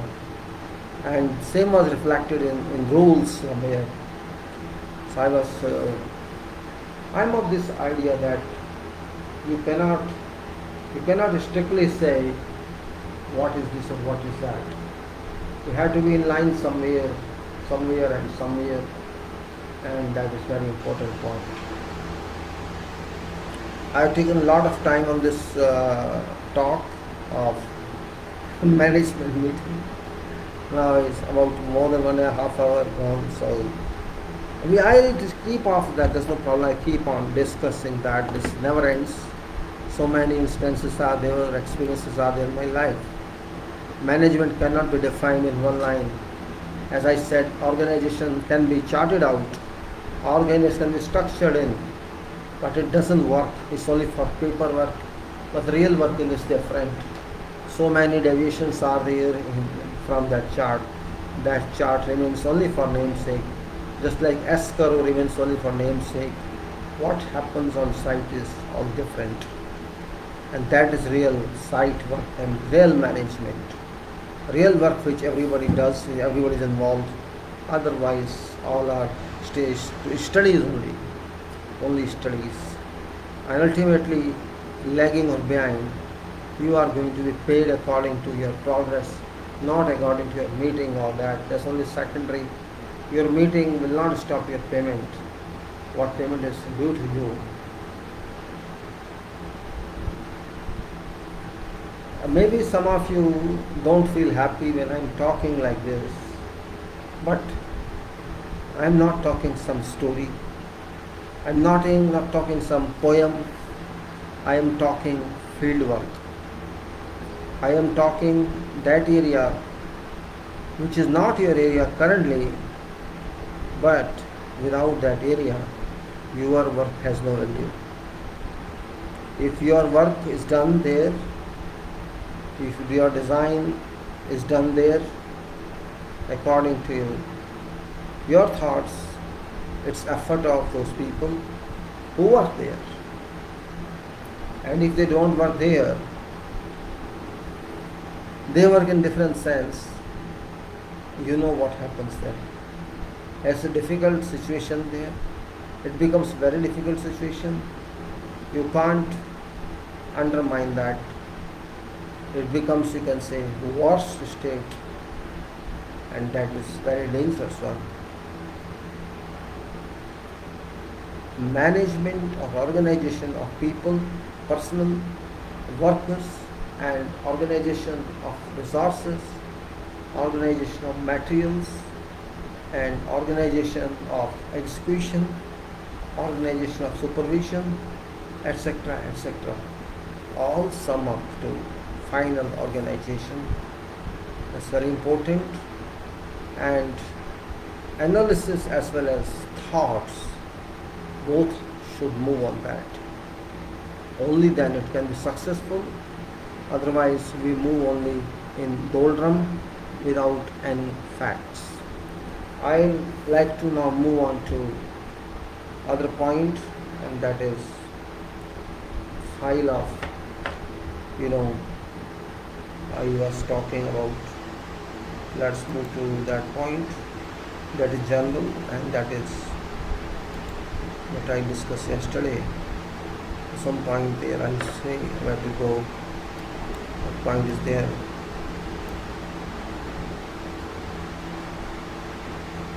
This is section 1, and that is,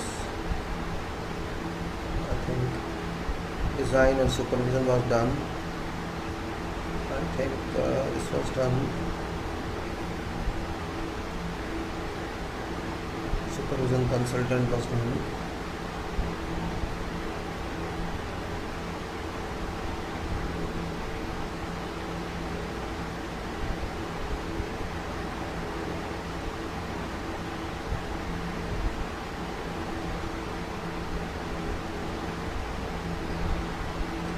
So in quality we were, and we were talking of now inspection of test surveillance points and inspection responsibilities, review of quality documents.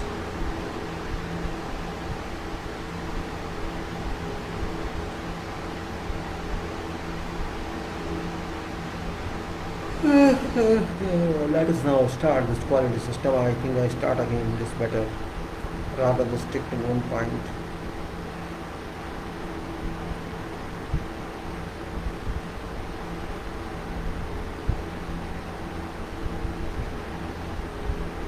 Design and supervision consult quality requirement. This is 23. I have talked a little in that. Let us talk again, because it doesn't matter if you talk again. It gives you some value. Talk again.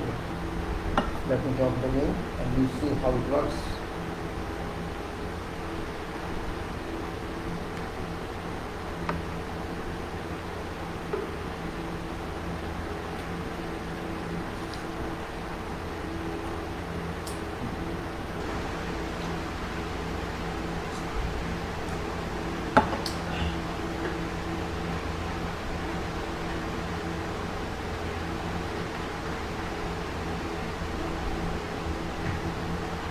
Now, what I am talking is design and supervision consultant quality requirements.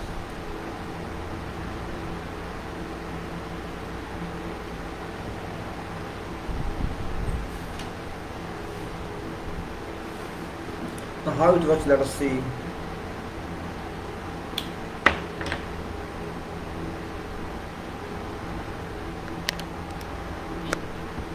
It is chapter 20, part 23, design and supervision consult quality requirement. We have done this also, but let me repeat it. What it says: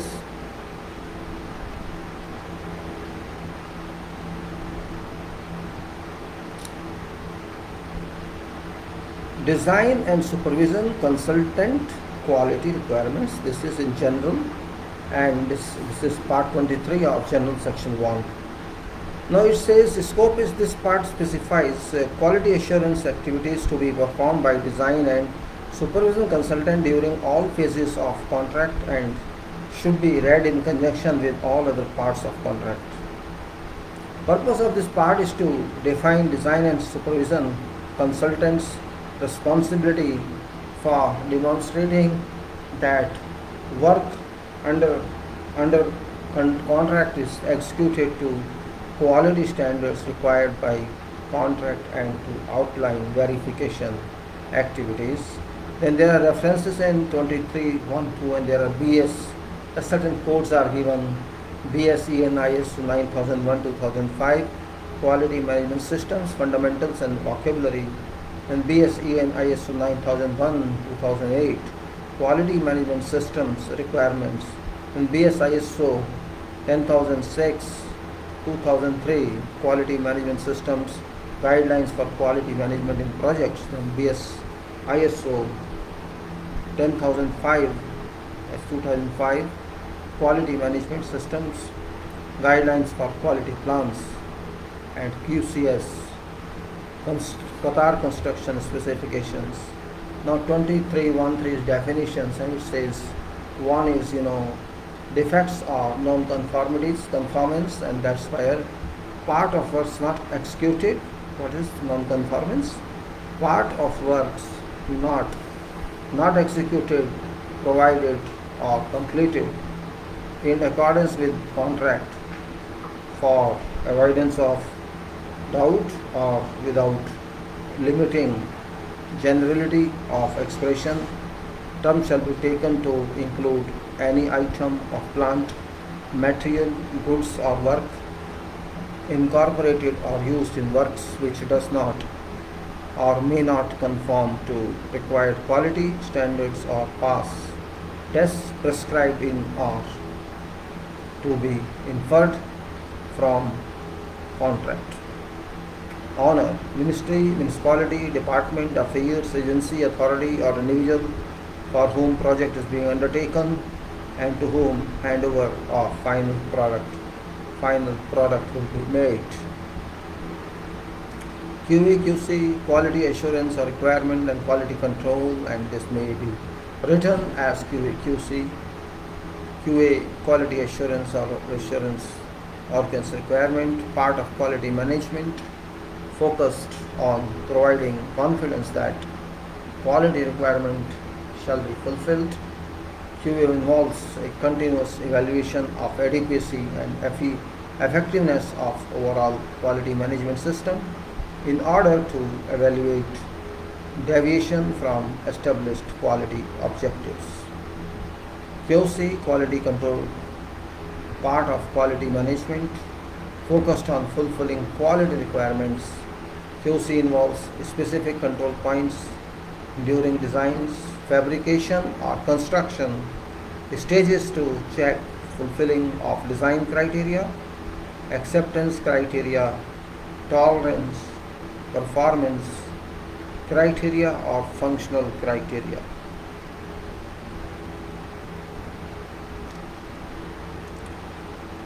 QMS, quality management system, a set of interrelated or interacting processes, activities or tasks to direct project resources to achieve established quality policy and objectives. Quality management is coordinated activities to direct and control an organization with regards to quality. Then design consultant quality requirements, quality responsibility and duties. This is 23.2.1. Design consultant shall be responsible for setting up, implementing and monitoring on contract specific quality management system meeting requirements of this part. Design consultant shall be responsible for quality auditing, monitoring and oversight of whatever consultants under their control. Design consultant shall perform and or witness every examinations and tests necessary to demonstrate conformance of works to requirements of contract, and shall accept only works by contractor that so conform to. Design consultant shall establish and maintain a system of records which provide objectives, evidence that supervision consultant is meeting requirements of specification and that contractors' control and inspections are effective in meeting minimum standards required under their contract.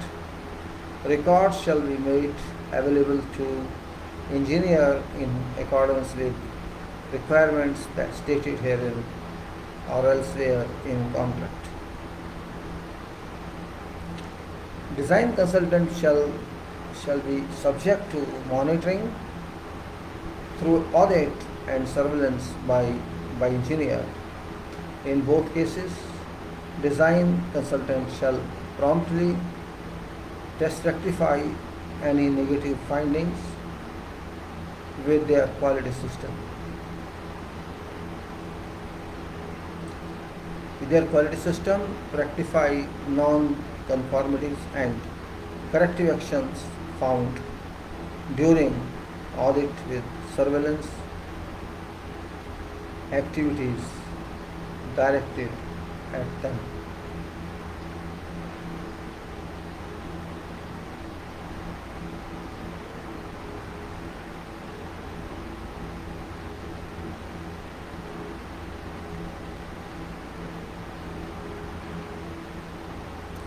Then no part of quality system shall be used to preclude or otherwise negate requirement of whatever part of contract or obligation of design consultant pursuant to contract. Design consultant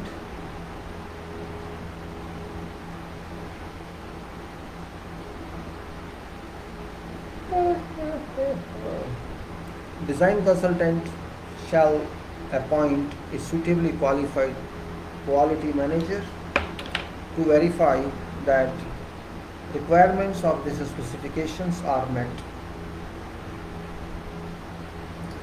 This proposed quality manager should be subject to approval by engineer. The quality system documentation 2032. What is that? Quality system documentation. We have leave for 1 minute. Take some air. I'm sweating in. Relief is must. And when you take relief, it's good for efficiency, and it's also part of management that we say rest was a must for workers, not for everybody. But I am a worker now because I am doing work. Everybody is a worker. Nothing is specific in that. Everyone is a worker in field. I am a worker here. I am talking to you, so I am a helper talking to you. You are my manager.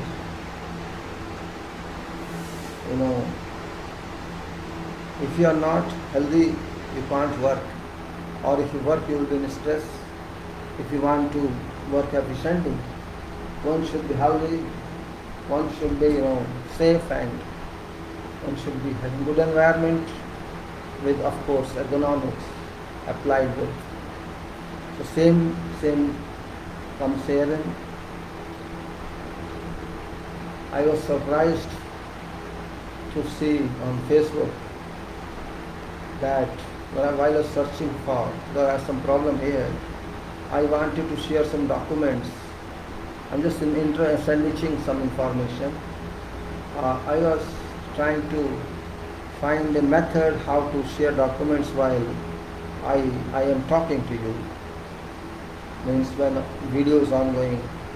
I wanted to share some documents to you people during my video, because otherwise I have to keep on my monitor and read for you. You can't see them.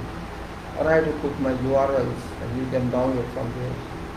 It may take some time, but I thought that directly it can be shared with. I tried many trial videos there yesterday. Document sharing method I used, and document was shared and successfully. But when I tried to come back to talking camera means there was no use of camera when document was shared, because the camera was replaced automatically by documents reflection on screen. But when I stopped sharing, I did not successfully come back to video. It was complete black screen. I tried many times, I could not do that. And I am sure maybe this provision is not available, or it will be in other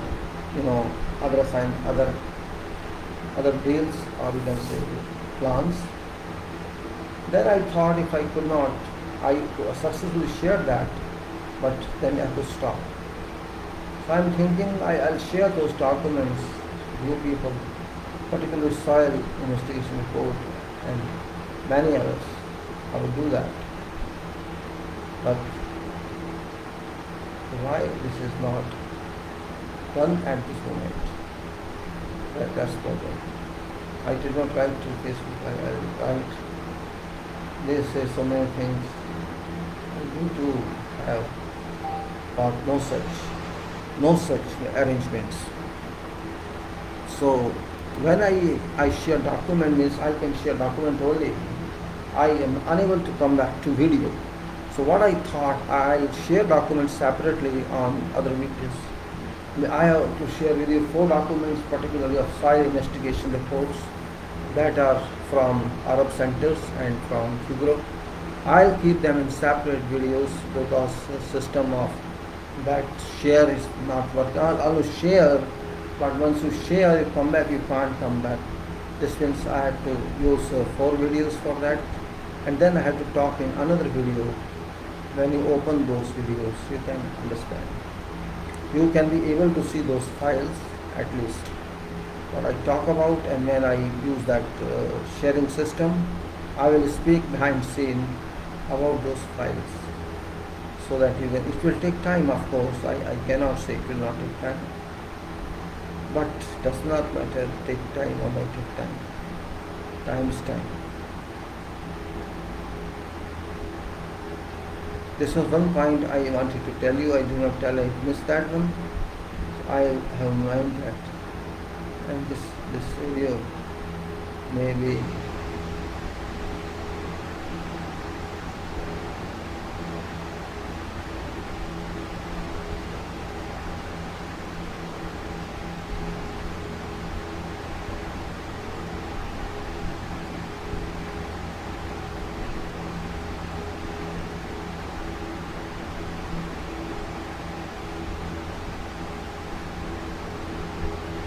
okay. Then was my point about sharing more files. I'll do same for every file. This file also probably I'll share in that session. This file or this FIDIC file I'll show in the same fashion. Of course, it will increase number of videos, but there is no other way out. And this is, I think, problem of Facebook. There's some mismanagement or misarrangement, and they are not working on their behalf.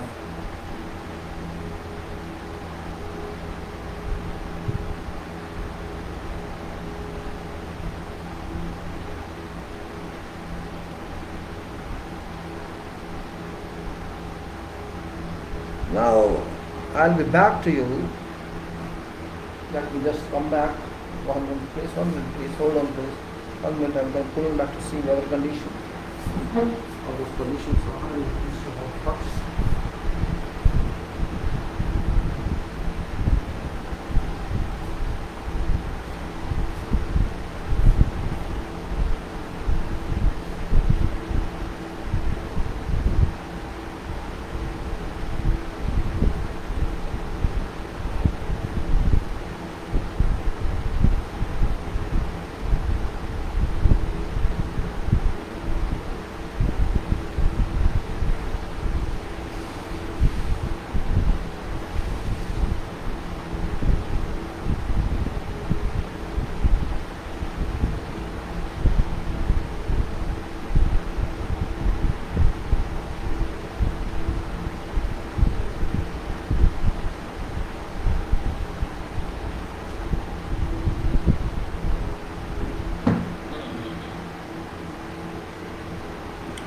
So I continue that one. It's about this quality system documents. Design consultant quality system shall include as a minimum followings. What does it say? Quality plan as detailed in 23.2.3. Next one means what should be quality plan. We will learn that. Then procedures and work instruction. Procedures and work instruction. Design consultant quality system must include all relevant technical procedures and other pertinent documentation to ensure that design works are completed in accordance with contract. Now, with specific reference to minimum requirements of standards, reference in 23.1.2 above, and including mandatory procedures required by ISO 9001 2008, though it should be 2015 now. There is an error in this, corrected one.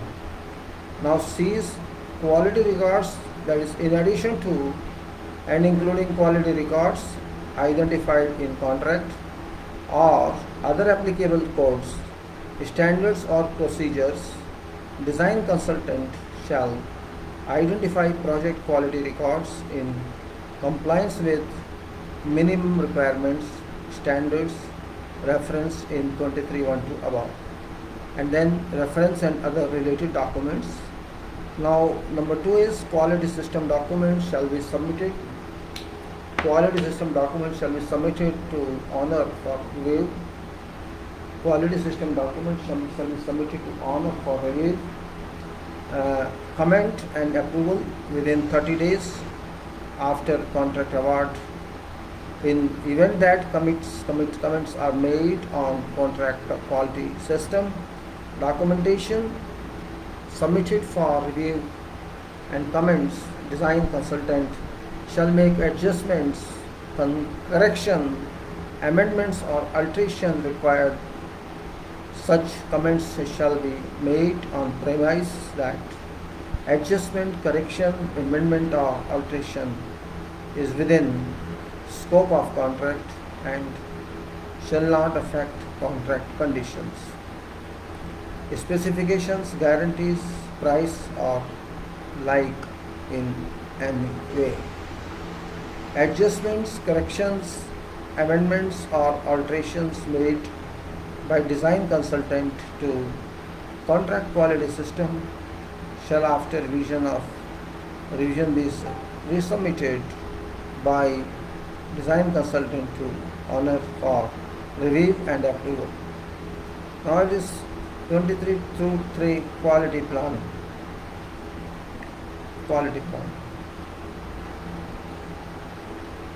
Design consultants are required to submit quality plan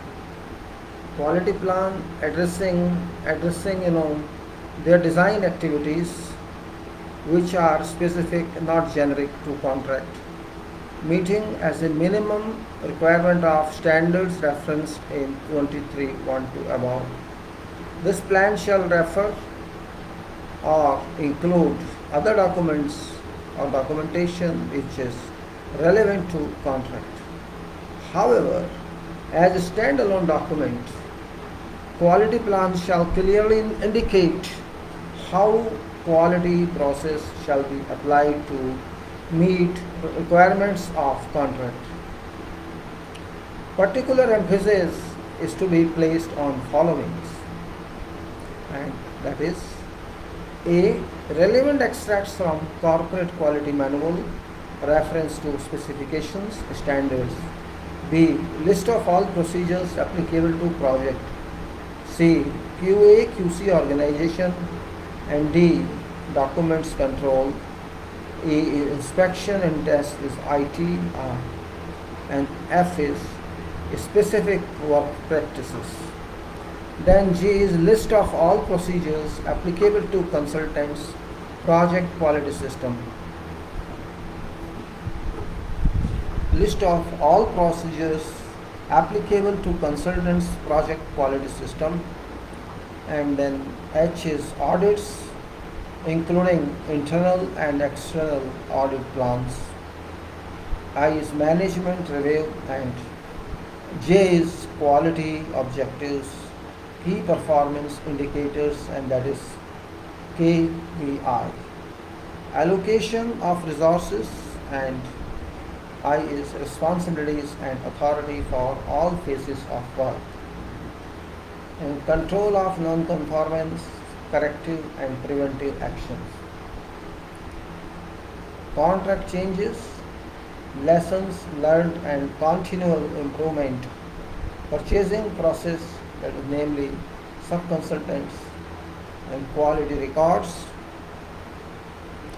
Now it's further saying, it says, one can see onwards.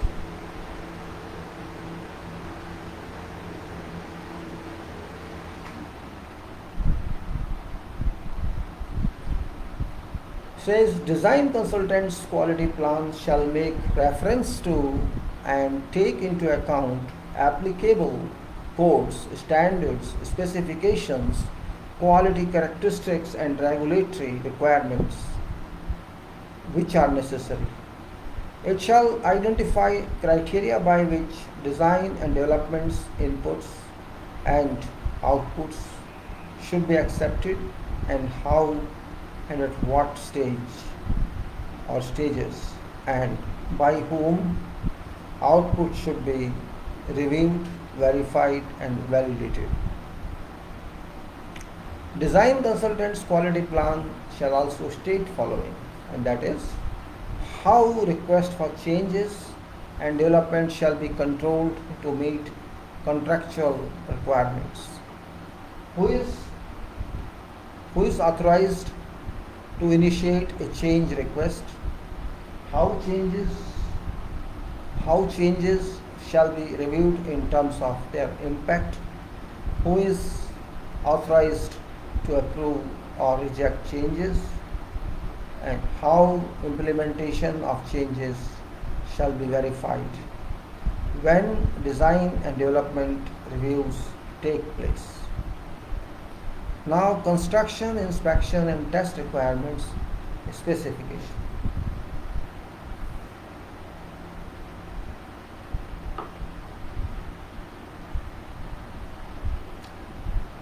Design consultant shall provide a specification addressing complete inspection and testing design related to their design output, taking into account requirements of QCS.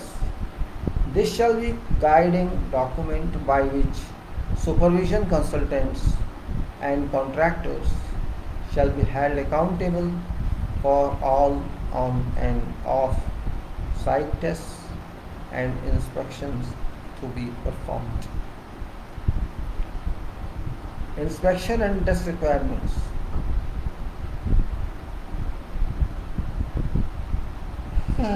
Inspection and test requirements specifications must be sufficiently detailed to leave no questions regarding number of samples required or types of tests to be made over and above requirements of QCS,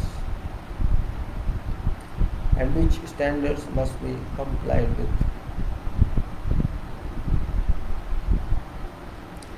Next is design consultants verification of sub-consultants. Design consultants required to perform audits and verification activities of every sub-consultant's premises.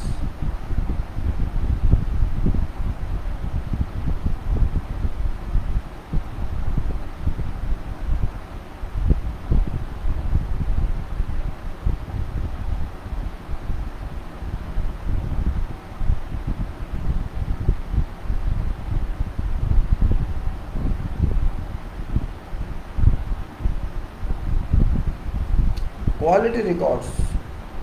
Design consult verification of subcontractors. Let me speak again. Design consultant is required to perform audits and verification activities of whatever subcontractor premises to gain assurance that subcontracted product conforms to specified requirements. Quality records. In addition to and including quality records identified in contract for or other applicable codes, standards or procedures, design consultant shall determine quality records in compliance with requirements of ISO.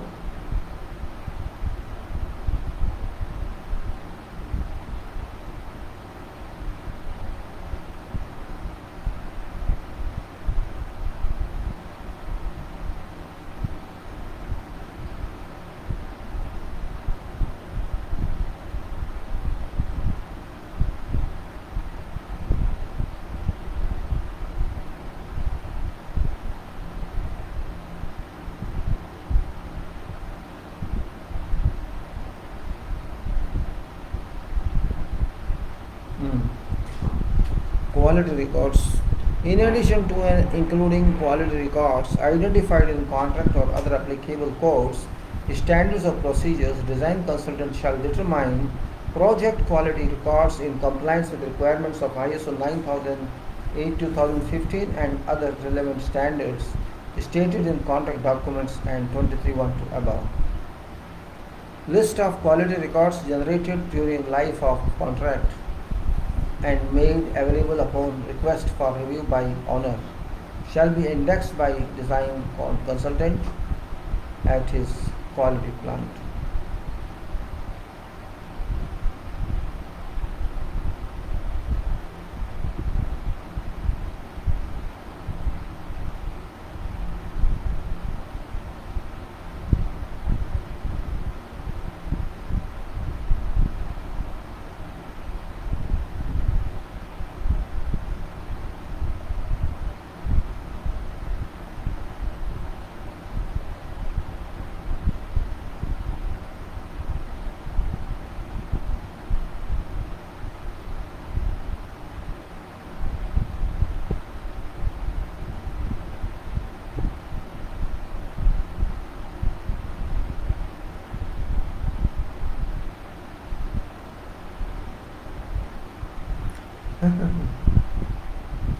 So, list of quality records generated during life of contract and made available upon request for review by owner shall be indexed by design consultant in his quality plan.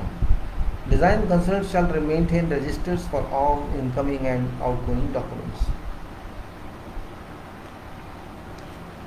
Supervision consultant quality requirements. This was design consultant studied so far. Now we are going to do supervision consultant quality requirement. Quality responsibilities and duties. This is a supervision consultant.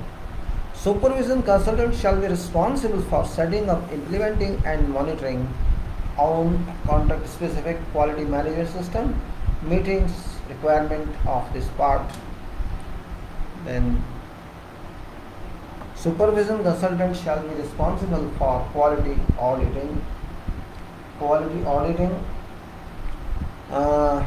monitoring and oversight of themselves and whoever consultants, contractors, including laboratories under their control.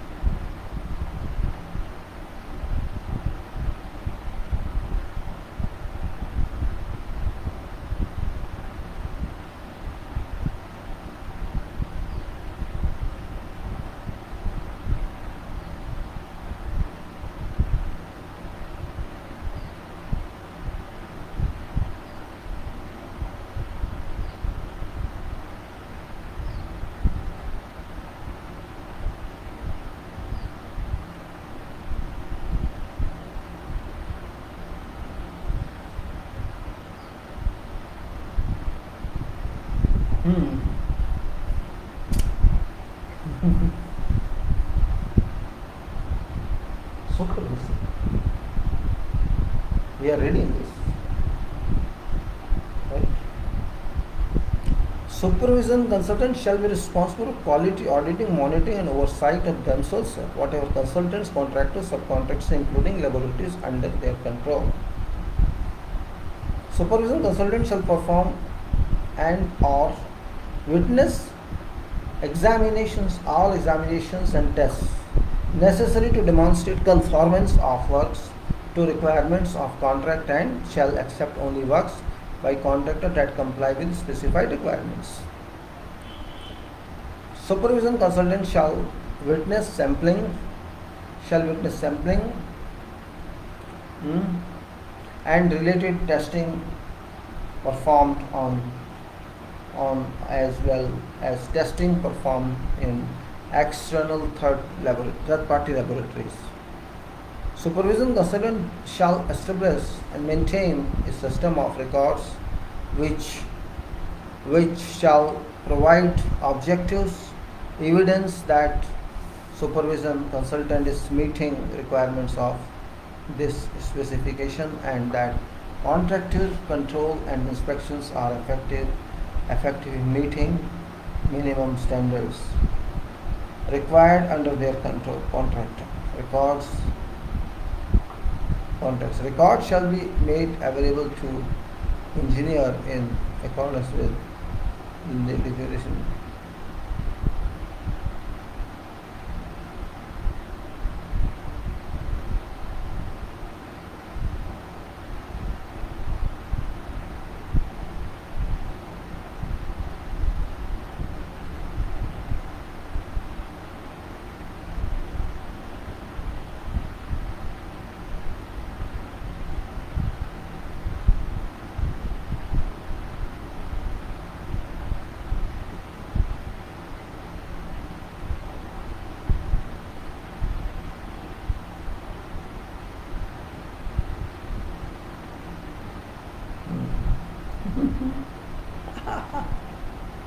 Let's read again.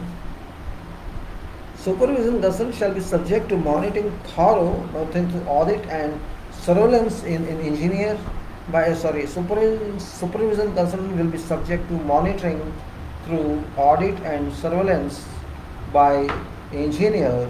In both cases, supervision consultant shall promptly rectify whatever negative findings with their quality system, rectify non-conformities and corrective actions found during audit and surveillance activities directed at them. Supervision consultant shall follow up on all findings and CAR's observations issued on project to or by contractors or other entities under contract.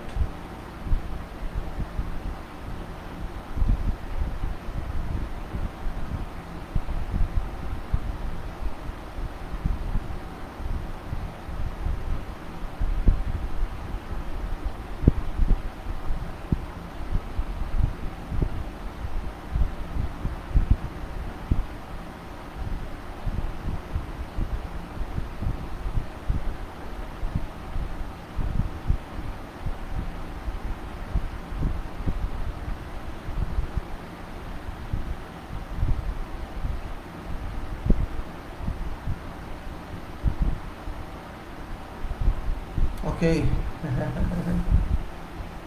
थोड़ा सा no part of quality system shall be used to preclude or otherwise negate requirement of whatever part of contract or obligation of supervising consultant pursuant to contract. Supervision consultant is responsible for ensuring contractor's work meets all technical and quality requirements of contract and shall keep continuous records of action taken and advise engineer in writing of significant alteration to construction or manufacturing techniques to ensure that specified requirements are met.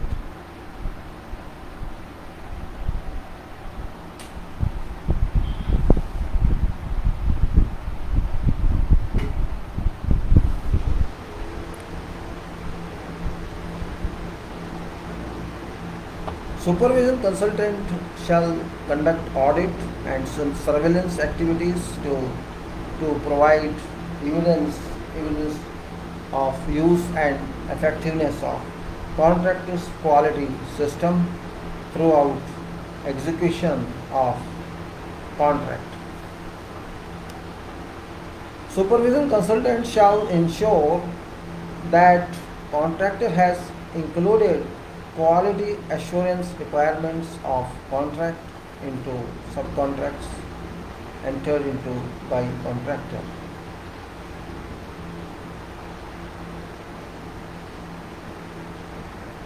Supervision consultant shall provide, you know, supervision consultant shall provide an effective audit and surveillance process for work performance by a contractor subcontractor.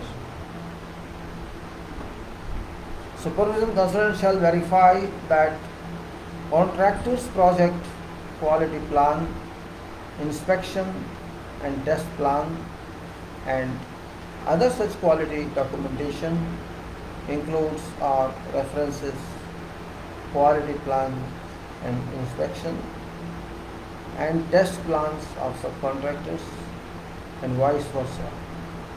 All of these documents must be reviewed and approved by supervision consultant.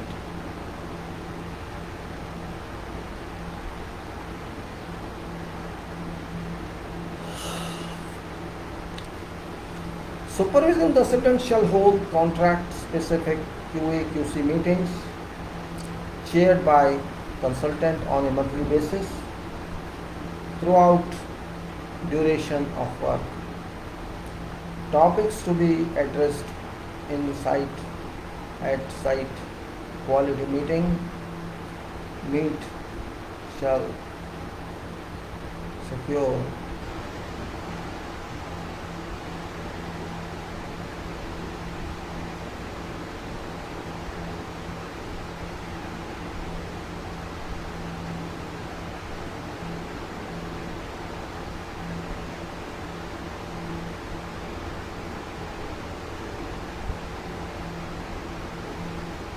then you can say supervised consultant shall hold contract specific user meetings chaired by consultant on a monthly basis throughout duration of work.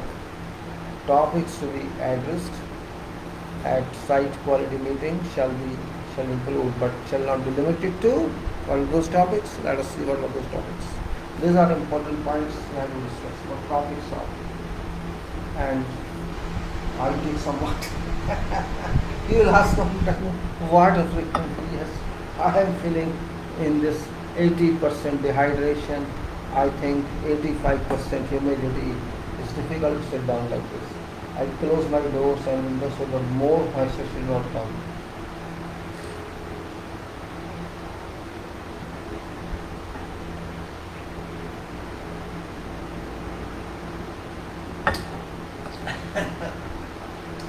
I think humidity is entering body also.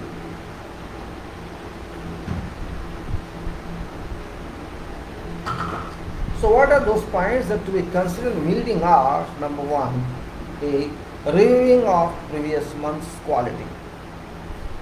Reviewing of previous month's quality. Current performance of activities. Of course. Providing 4-week look ahead of planned activities. Providing 4 weeks look ahead of planned activities. This means planning guy must be there, right? Non-conformance of activities, if there is any NCR or no NCR. Key performance indicators. Audit schedule and status of inspection of test plans and method statements. Quality training, contractors, project quality plan and quality control plans. Review and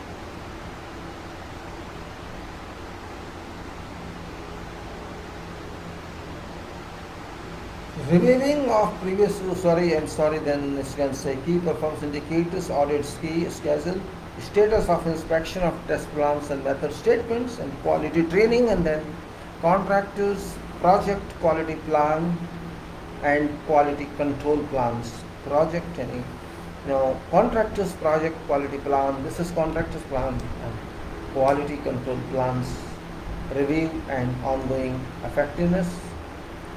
After that is supervision consultant shall be responsible for providing a monthly quality report template, meeting owner requirements to contractor, and reviewing completed reports submitted by contractor.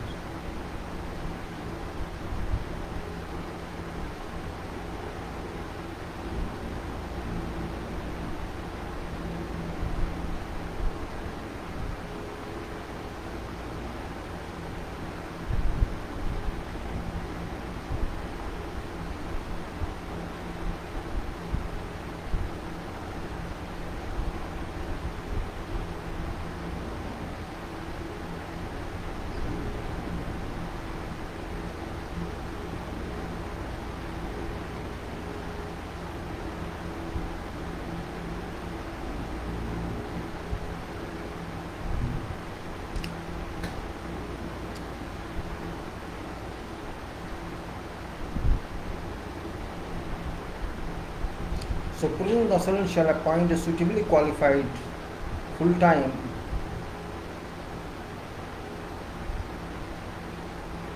quality manager to verify that requirements of the specifications are complied with, and proposed quality manager shall be subject to approval by owner, and supervision control consultant shall be responsible for completing a QSQC questionnaire of report required by owner. And supervision consultant shall be responsible for providing a monthly quality report template meeting owner's requirements to contractor and reviewing completed reports submitted by contractors. Quality system documentation. Quality system documentation. It's a very important part as well, because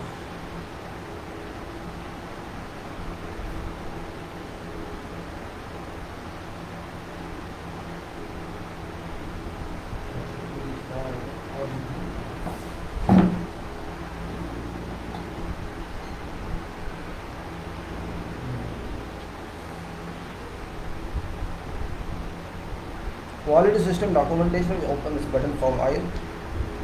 Quality system documentation. Supervision consultant quality system shall include as a minimum following elements: a quality plan as detailed in 23.2.2 below.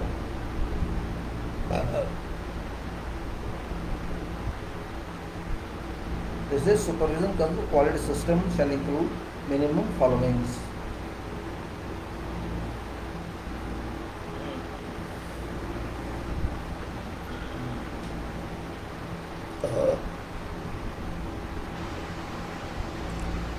quality plan, okay, as detailed below. I think 2.3.2.3 is above. B, procedures and work instruction. Supervision consultant quality system must include all relevant technical procedures and other pertinent documentation to ensure that design works are completed in accordance with contract, with specific reference to minimum requirements of standards, that is reference in 23.1.2 above, including mandatory procedures required by ISO 9001:2015. Quality record, in addition to and including quality records identified in contract or other applicable codes, standards of procedures that supervisory consultant shall identify project quality reports in compliance with minimum requirements standards above, 2.3.1 above. reference and other related documents.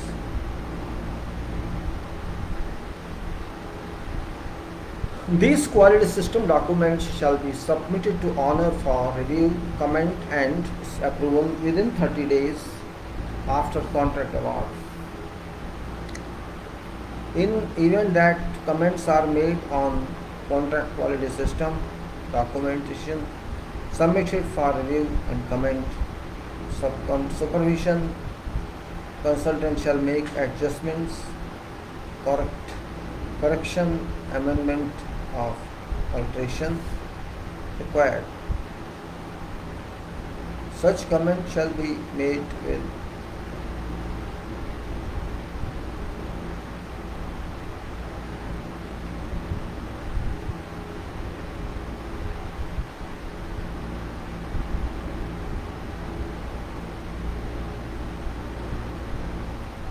these quality system documents shall be submitted to honor for approval, for review, for comment and approval in 30 days after contract award. In the event that comments are made on contract quality system documentation submitted for review and comment, supervision consultant shall make adjustments, correction, amendment or alteration required. Such comment shall be made on premise that adjustment, correction, amendment or alteration is within scope of contract and shall not affect contract conditions, specifications, guarantee, price or like in any way. Adjustments, corrections, amendments or alterations made by supervising consultants to quality system, contract quality system shall after revision be submitted by supervision consultant to honor for review and approval.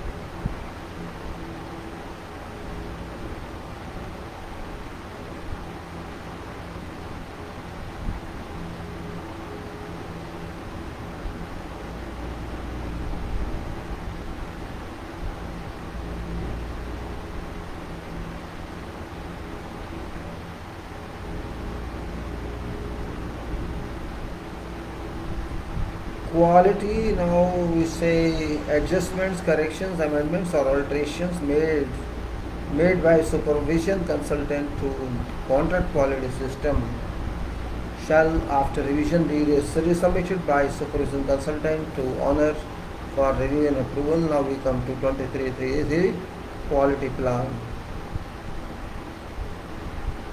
Quality plan, this is what is quality plan, let us say. The important point is how it works, what it should be, how it works and how it should do. I don't know why people will say having 5 minutes is taking long. I'm saying they are not speaking, I am speaking.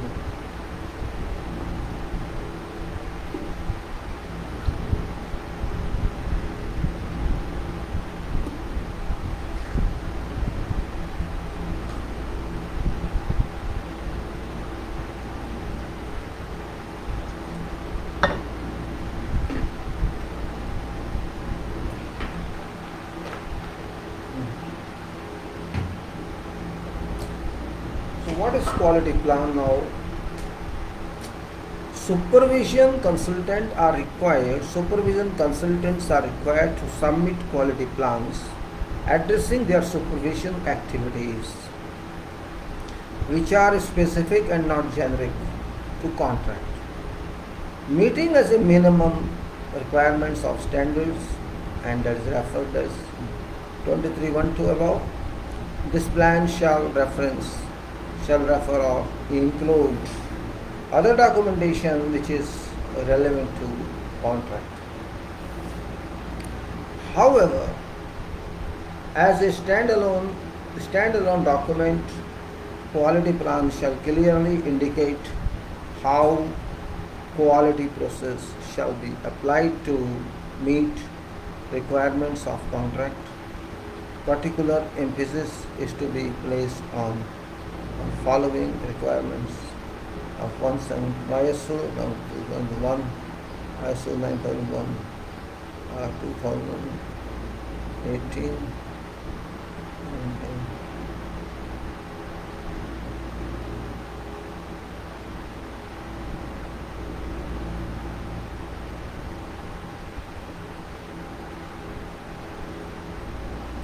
says that this plan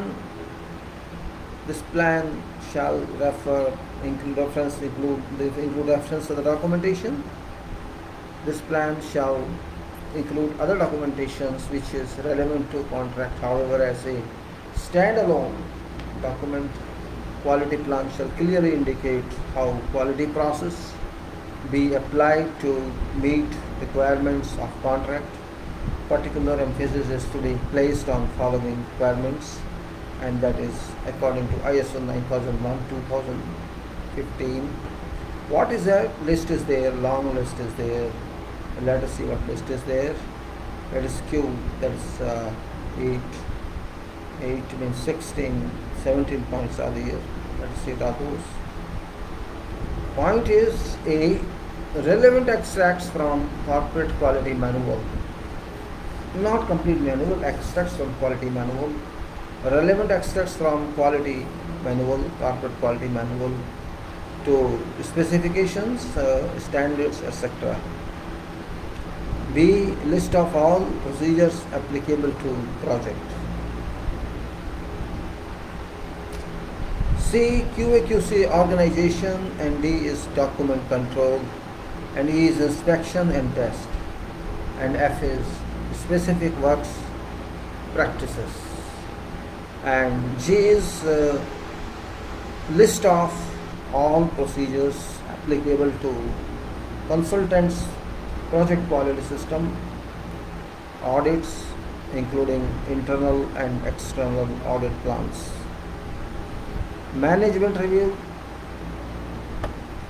quality objectives, key performance indicators, allocation of resources, responsibilities and authority for all phases of work,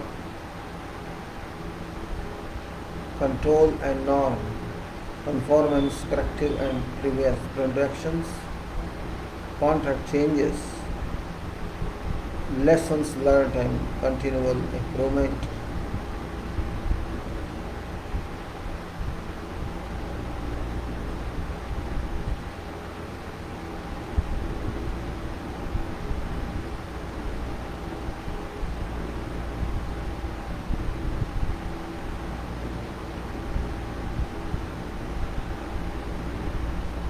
Can say then audits including internal external audit plans and management review, quality objectives, performance indicators, key performance indicators, allocation of resources, responsibilities and authority for all phases of work, control of non-conformance, corrective and preservative actions and contract changes, lessons learned and continuous improvement, purchasing processes, sub-consultants, namely, and quality records.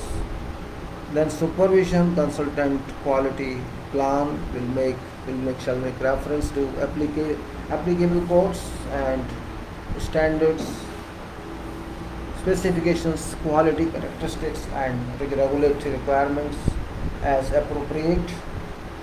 It will identify criteria by which inputs and outputs should be accepted, and how, at what stages, and by whom output should be reviewed, verified and validated.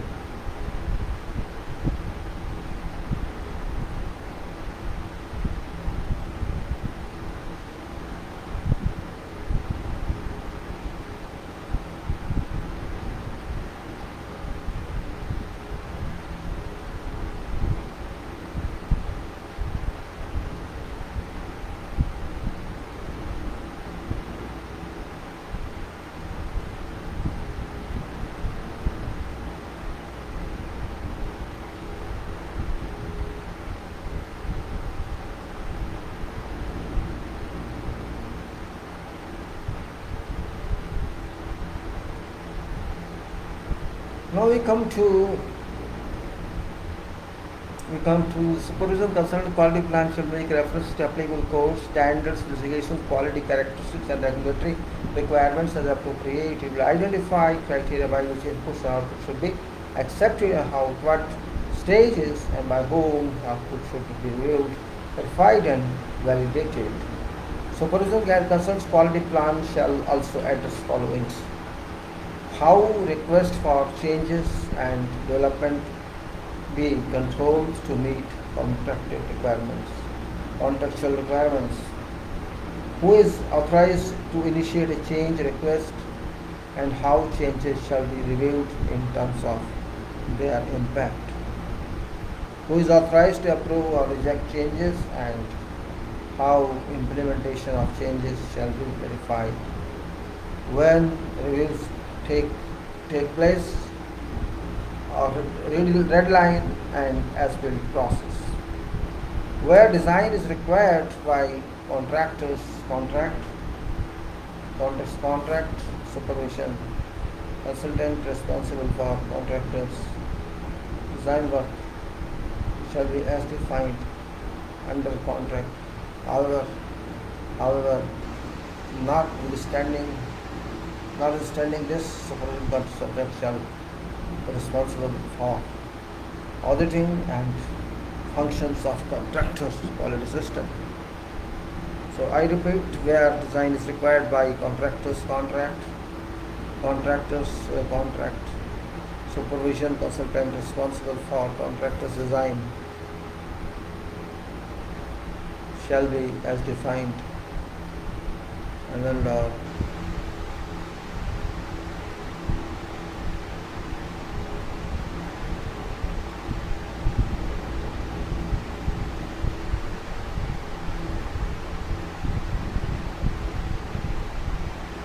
Now we can say again this paragraph, where design is required by contractor's contract, supervision consultant responsible for contractor's design work shall be as defined under contract. However, notwithstanding this, supervision consultant shall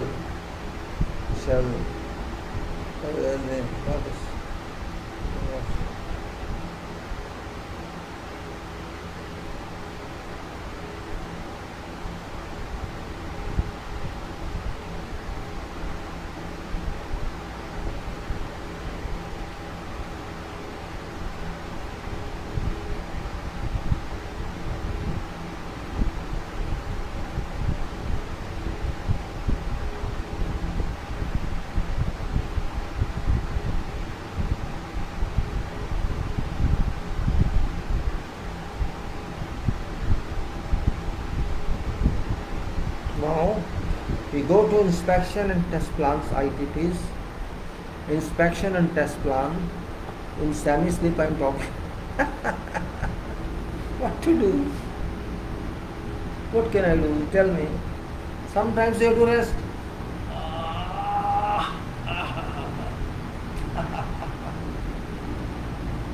Inspection and test plans.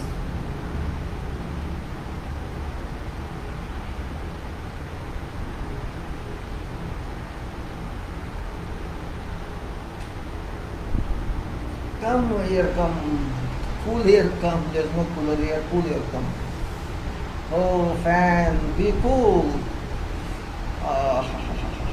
No problem. I'll be cool, don't worry. No problem. It's life. Per requirements of QCS, supervision consultant shall require contractor to submit inspection and test plans to supervision consultant a minimum 30 days prior to programmed work start date covered by each inspection and test plan. Minimum requirements for contractors' inspection and test plans as defined in QCS, and supervision consultant is responsible for ensuring contractors' inspection and test plan as a minimum meet those requirements or recommendations of design.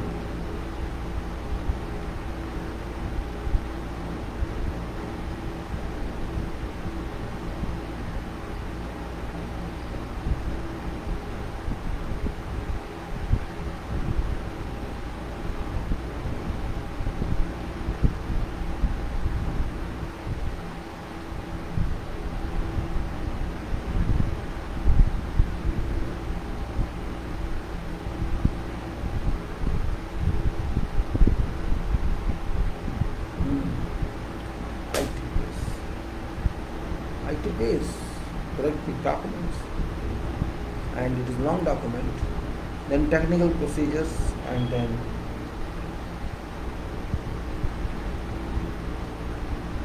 ITPs,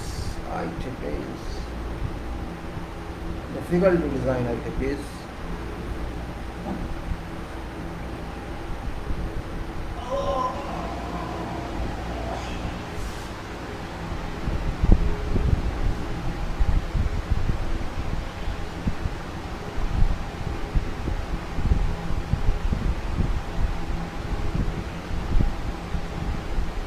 Yeah, what to do?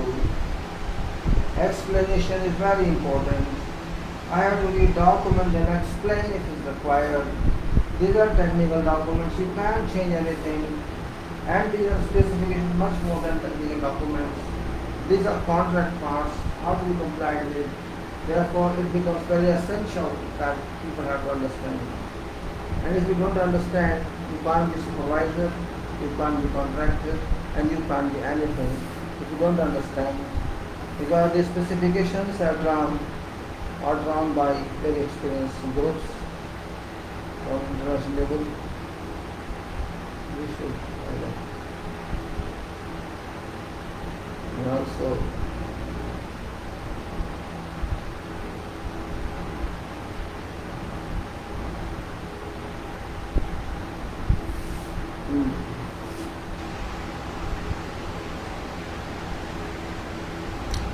that's now when I change my location. I don't think so.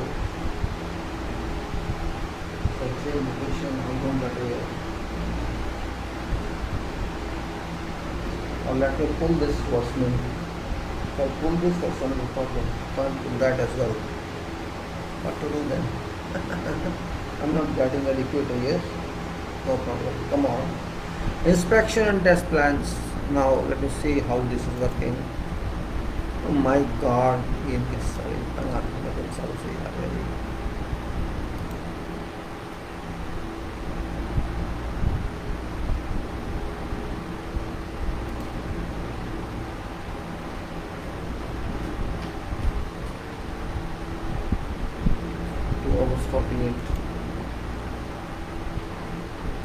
So inspection and test plans for requirement of QCS.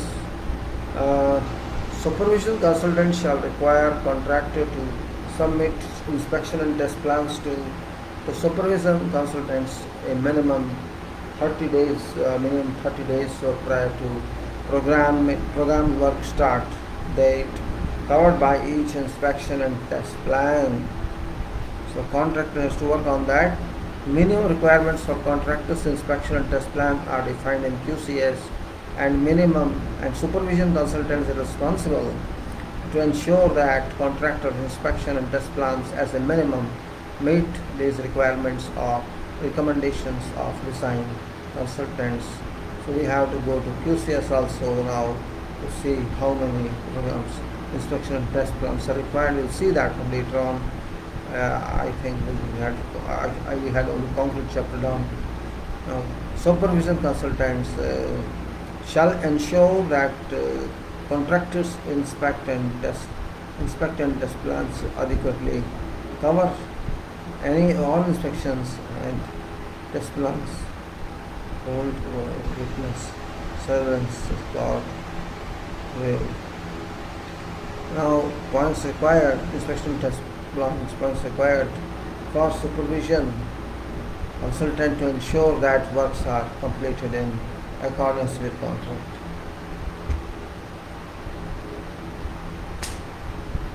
Where design consultant for contract has detailed specifications or inspection test requirements, supervision consultant shall ensure those have been addressed within contractor's inspection test plan. Where a discrepancy exists between inspection test and test requirements of designs consultant and requirements of QCS, major, more stringent requirements shall be adopted.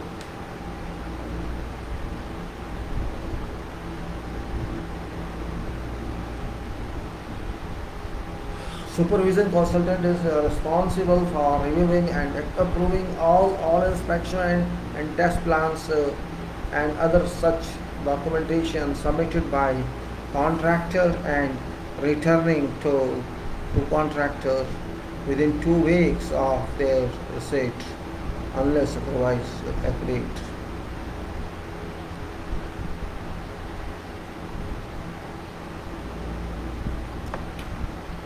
And you can say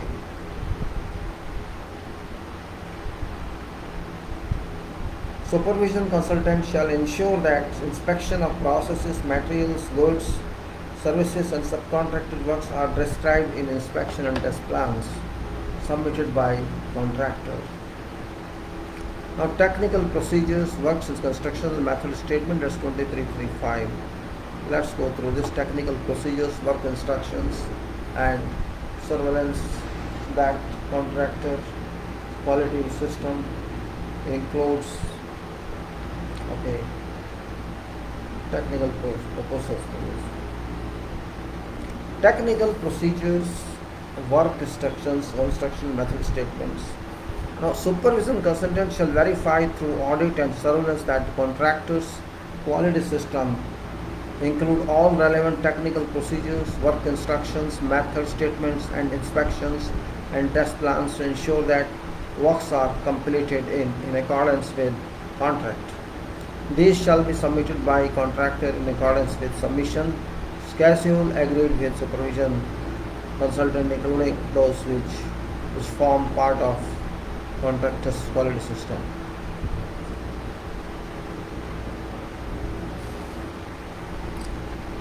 Supervision contract consultant on quality system, supervision consultants on quality system likewise shall include relevant technical procedures, work instructions, method statements and inspection test plans to ensure that works are completed in accordance with contract with specific references to development and implementation of quality procedures specified in ISO 9001-15. These shall be submitted to honor by supervision consultant in accordance with submission schedule agreed with honor, including those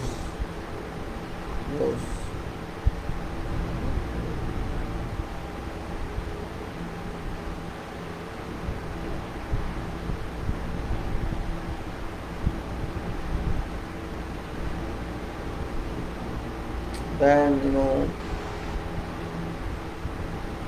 these shall be submitted to honor by supervising consultant in accordance with submission schedule agreed with honor, including those which form part of supervision consultant's corporate quality system.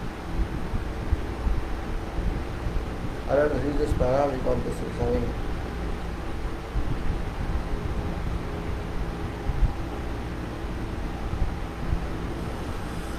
supervision consultants on quality system likewise shall include relevant technical procedures, work instructions, method statements and inspections and test plans to ensure that works are completed in accordance with contract and with specific reference to development and implementation of quality procedures specified in ISO 9001-2008.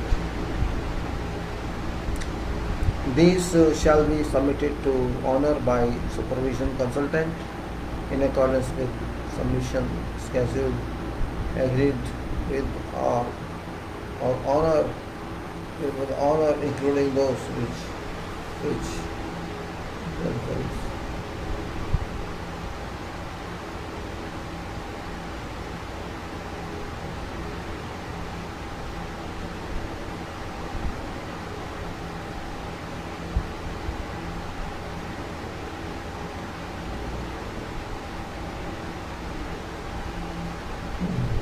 Now, let's go further. These, what you going to say? This is, regarding supervision conducts and method statements, inspection test plans to ensure that works are completed in accordance with contract with specific references to development and implementation of quality procedures specified in ISO 9001-2015.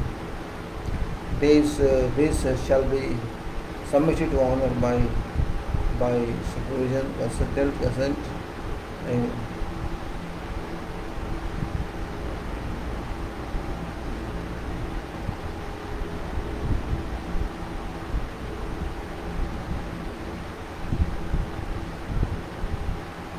now these shall be submitted to honor by supervision consultant in accordance with its commissions as well agreed with honor, including those which form part of supervision consultant's corporate quality system. Now monitoring by supervision consultant, how consultant monitor that?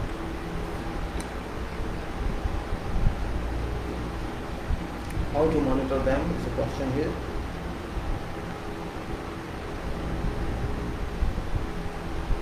Surveillance by supervision consultant shall include a variety of activities.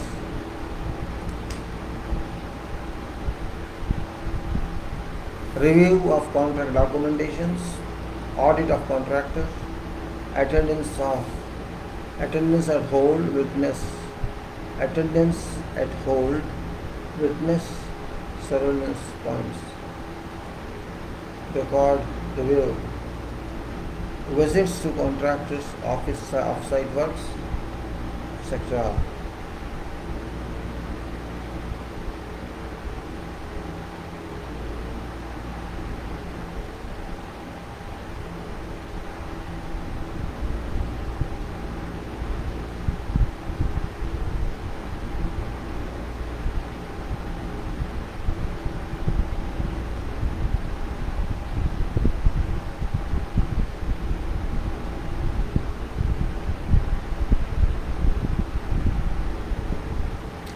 Now it is review of contractors, documentation, audits of contractor, attendance at hold, witness surveillance points, record review, visits to contractors, off-site works, etc., factory acceptance test. With exception of visits, these activities shall be announced to contractor in advance. Supervision consultant shall give reasonable notice to contractor who is required to make or arrangement as to make available at facilities, all facility documentations, records and personnel, including those of what's subcontractors which are required for whatever surveillance acting.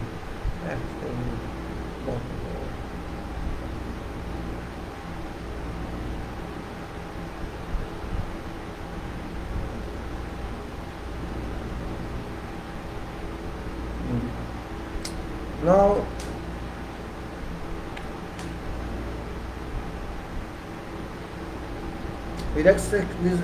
so what I say, with the exception of visits, these activities shall be announced to contractors in advance. Supervision consultant shall give reasonable notice to contractors with who is required to make or arrange to be made or arrangements to be made available at all facilities, documents, records and personnel, including those of subcontractors, whatever subcontractors which are required for whatever surveillance activity to be taken. After that, supervision consultant shall advise contractor in writing.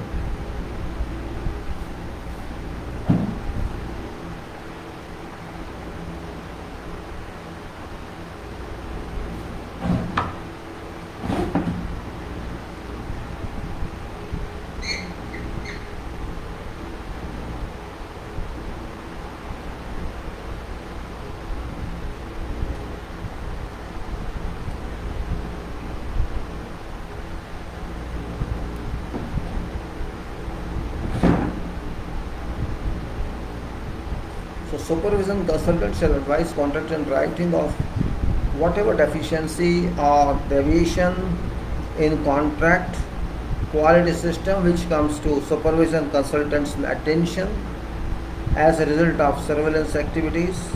Contract shall be required to rectify system within as short a period as may be reasonably expected, considering deficiency or deviation. Supervision consultant may supervision consultant may direct contractor in writing to stop operation and immediately carry out whatever corrective action, and contractor must comply with such direction at contractor's cost. All deficiency uncovered shall be documented with a non-conformance report or corrective action required as appropriate. Refer to UCS section 2 for a NCR template. Review of contractor quality documentation.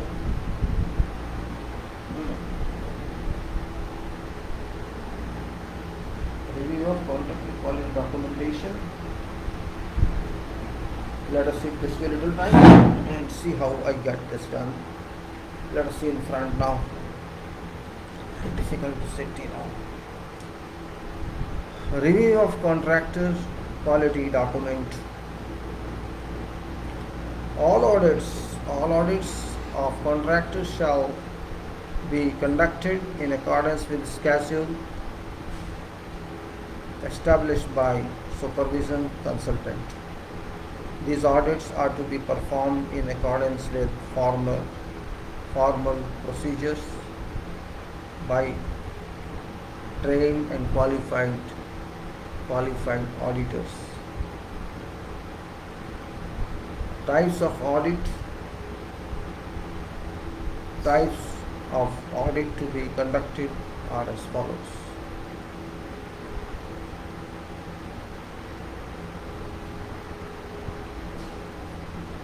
System audit.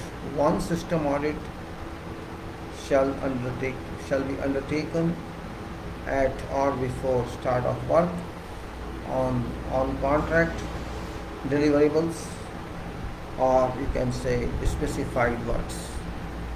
Audit shall be conducted against requirement of ISO 9001:2015. Compliance audits. A number of compliance audits will be conducted at defined milestones in contract deliverable period. Scope of compliance audit shall be set by supervision consultant to suit timing of activities.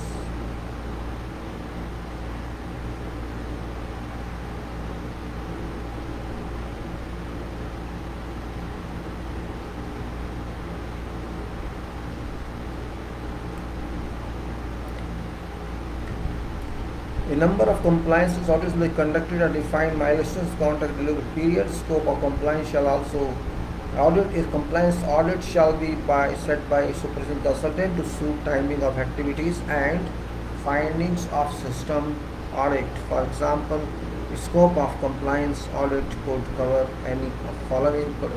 So there are two paragraphs in this, A and B. So let us say what A said again. System audit. One system audit shall be undertaken at or before start of work on contract deliverables, and that's specified works. Contract deliverable means deliverable. Specified works. Audit will be conducted against requirements of ISO 9001. Then compliance audits. Compliance audits.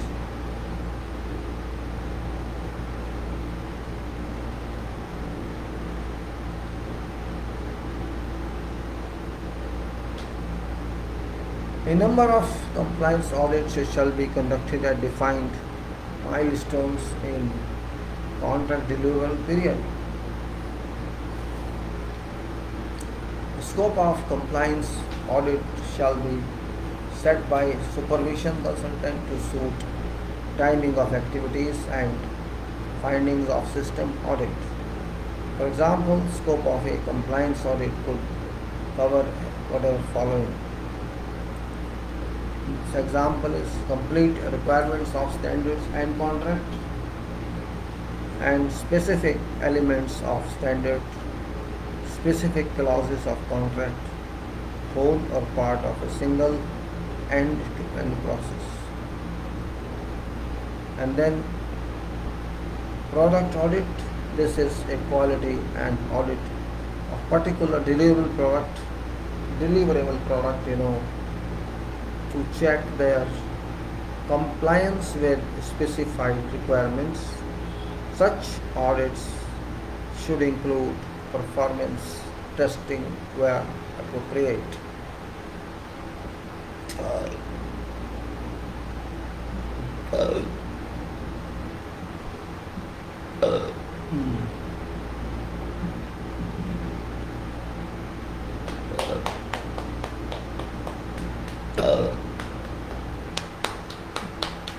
Sorry.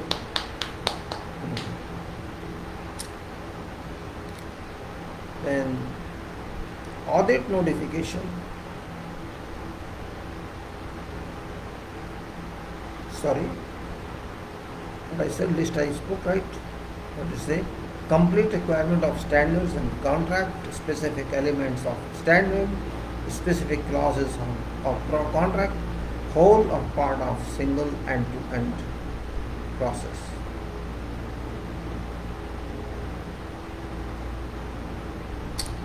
Product audit. This is a quality audit of particular deliverable products to check their compliance with specified requirements. Such audits should include performance testing where appropriate. Audit notification shall also be copied to honor for information and that may attend these audits as an observer. Audit report shall be submitted to honor within 7 days. Then this is 2338 inspection responsibilities. Inspections responsibilities.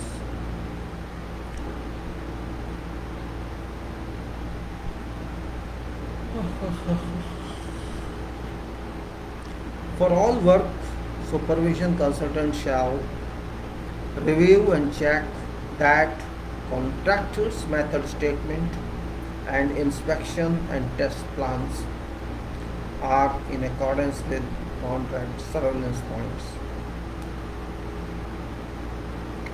Inspect all works to verify contractor's compliance.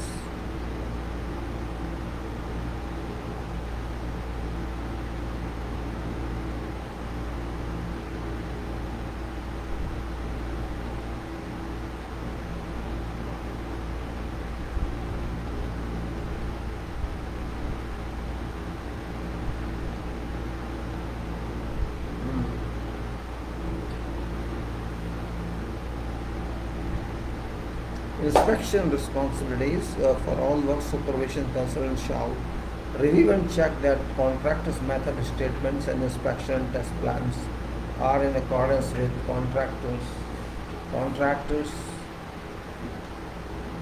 surveillance points and inspect all works to verify contractor's compliance with method statements, inspections and test plans, construction drawings and specifications.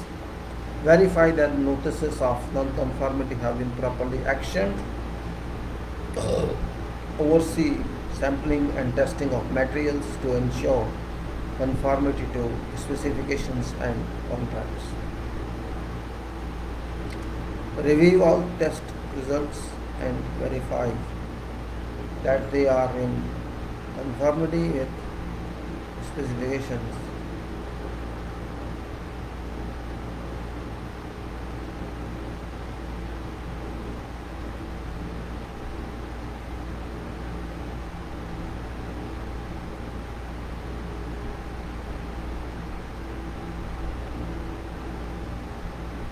Let me see 1 minute, just a minute, I'll be back in just half a minute to see on the weather. Meanwhile,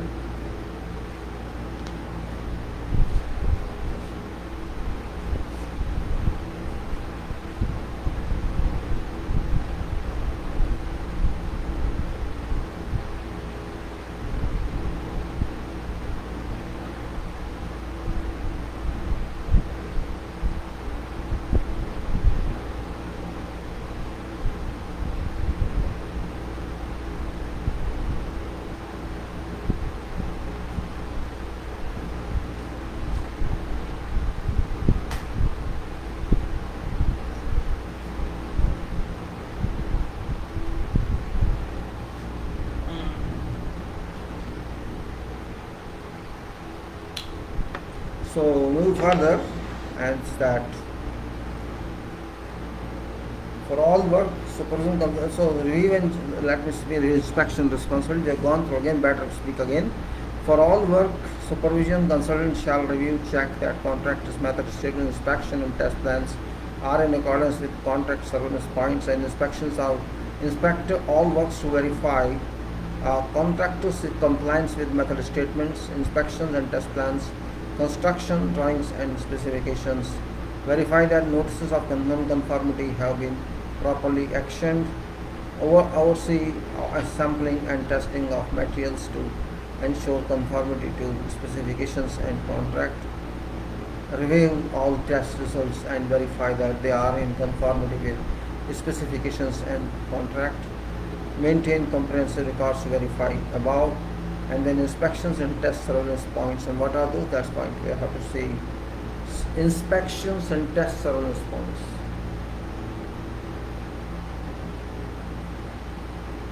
Inspections and test surveillance point.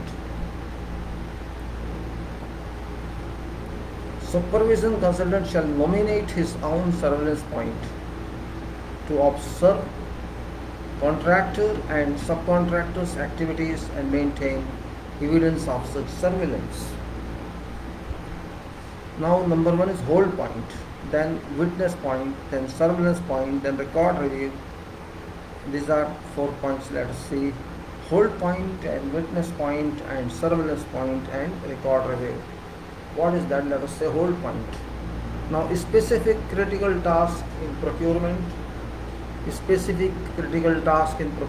manufacturing, inspection and testing for which supervision consultant is pre-notified in advance of task and for which no further work is carried out until supervision consultant has verified and confirmed conformity by signing of relevant record forms. So let us repeat again. Let's repeat. Hold points means specific critical task. Specific critical task in procurement, manufacturing, inspection and testing. So you have procurement, manufacturing, inspection and testing for which supervision consultant is pre-notified in advance of task and for which no further work is carried out until supervision consultant has verified and confirmed conformity by signing of relevant record forms. B is witness point. Special critical task in procurement, manufacturing, inspection and testing for which supervision consultant is pre-notified in advance of task and for which supervision consultant may elect to attend or waive. When attended, supervision consultant shall confirm conformity by signing of relevant record forms. When supervision consultant waives his right to inspect, it should be recorded as such on appropriate record forms. Surveillance point. What is that? Surveillance point. So we have studied hold points and witness point. Now surveillance point. Procurement, whatever procurement, manufacturing, inspection or testing task so identified inspection and test plan performed on a random basis without notification by supervision consultant. Now record review. When specified, this point requires supervision consultant to collect and review for approval contractors' inspection and test records.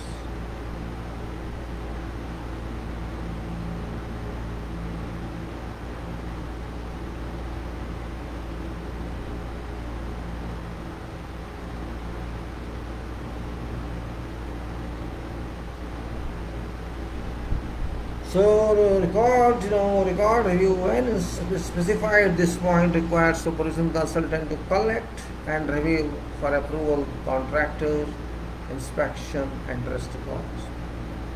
Now visits, it's different one. Let us say visits.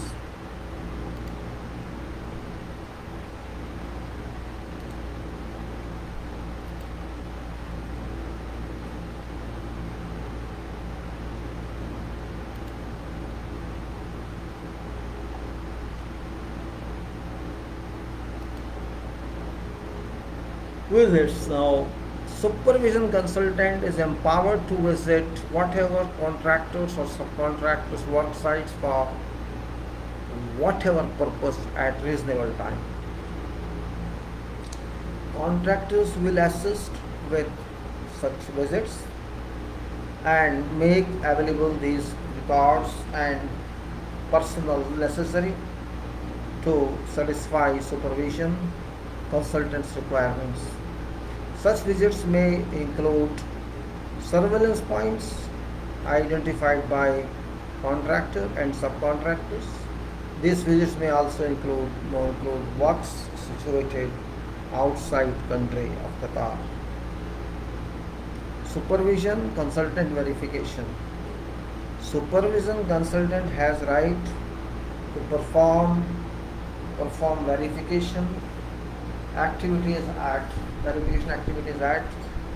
at contractors and subcontractors premises, including construction site, to gain assurance that subcontracted product conforms to a specified requirement.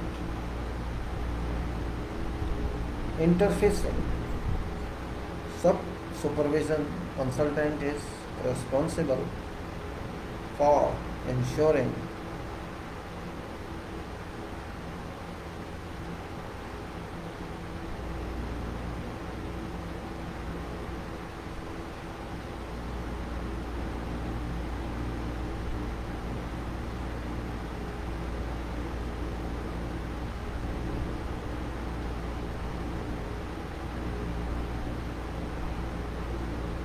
okay, no problem. Interfacing.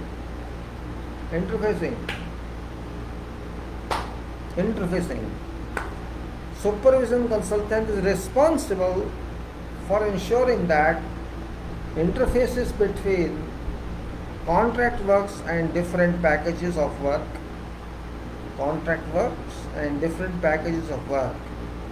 and different contracting entity entitles, different contracting entities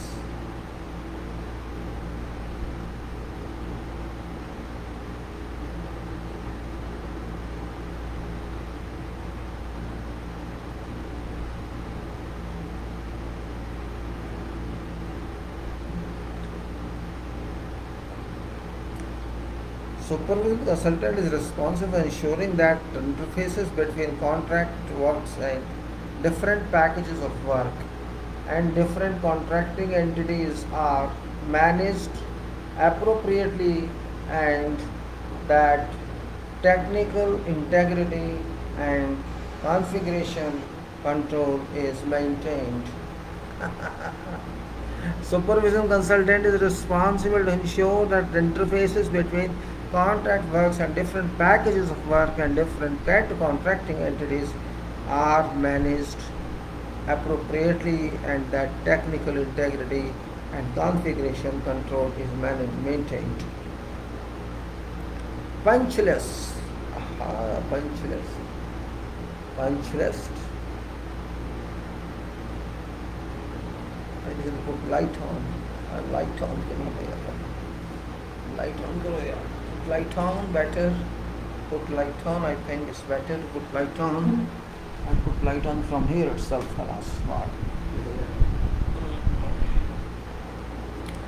Supervision consultant shall be responsible to ensure the contractor prepares punch lists at appropriate inspection and acceptance stages to record outstanding work, defects identified during punch list walk downs will also require NCRs to be raised other than for minor defects.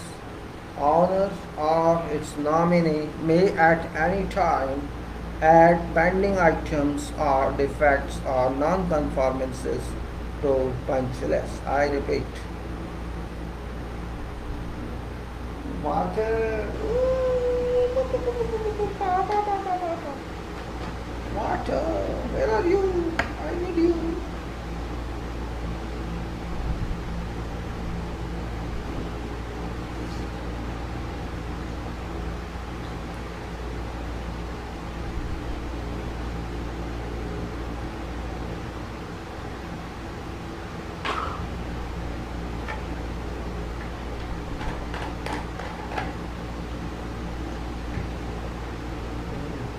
Sorry. Punch list is very important. That's why I'm reading this. It's punch list actually, not punch list. Punch list.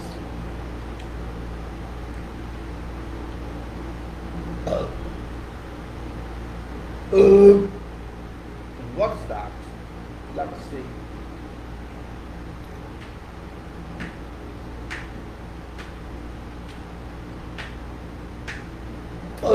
I'm sorry. Some problem in my stomach, I think gastric. See? Well, supervision consultant shall be responsible to ensure that contractor prepares punch lists at appropriate inspection and acceptance stages to record outstanding work, defects identified during punch list walk downs shall also require NCR to be raised other than for minor defects. Owner or its nominee may at any time or whatever time add pending items or defects or non-conformances to punch list. Now, protection of works. Protection of works. Supervision consultant has responsibility to ensure that contractor is taking necessary precautions for protection of works before initial final acceptance handover to owner of its nominee. Quality records. In addition to and including quality records identified in contract or other applicable codes, standards or procedures, supervision consultant shall determine project quality records in compliance with requirements of ISO 9001 2015 and other relevant standards stated in contract documents and 2.3.1.2 above. List of quality records generated during life of contractor.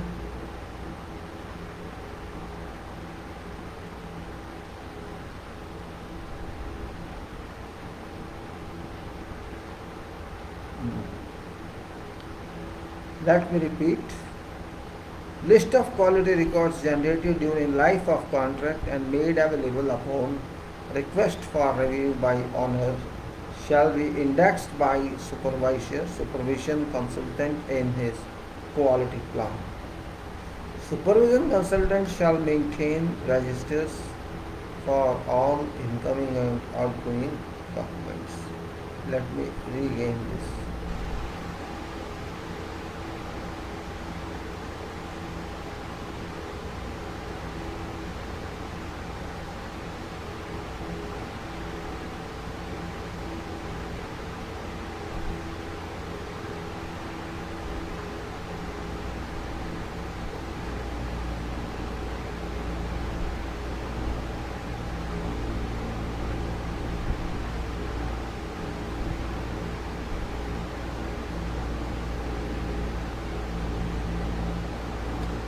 Why repeat this? Quality records is an important item. No problem. We can take 2-3 minutes to repeat that.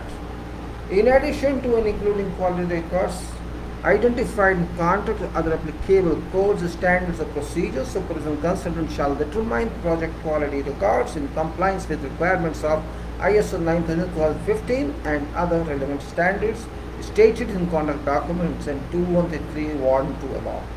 A list of quality records generated during life of contract and made available upon request for review by owner shall be indexed in by supervision contractor in his quality plan. Supervision consultant shall maintain registers of all incoming and outgoing documents. In this part, which is very important I will repeat this, very important from construction viewpoint, from design viewpoint, and from supervision point, we have gone through this standards, and this is chapter, I can say, this is very important chapter for every one of you. If you miss this, you miss everything, I can say that. And in this we can say what we have studied is a very important point. This is part 23, and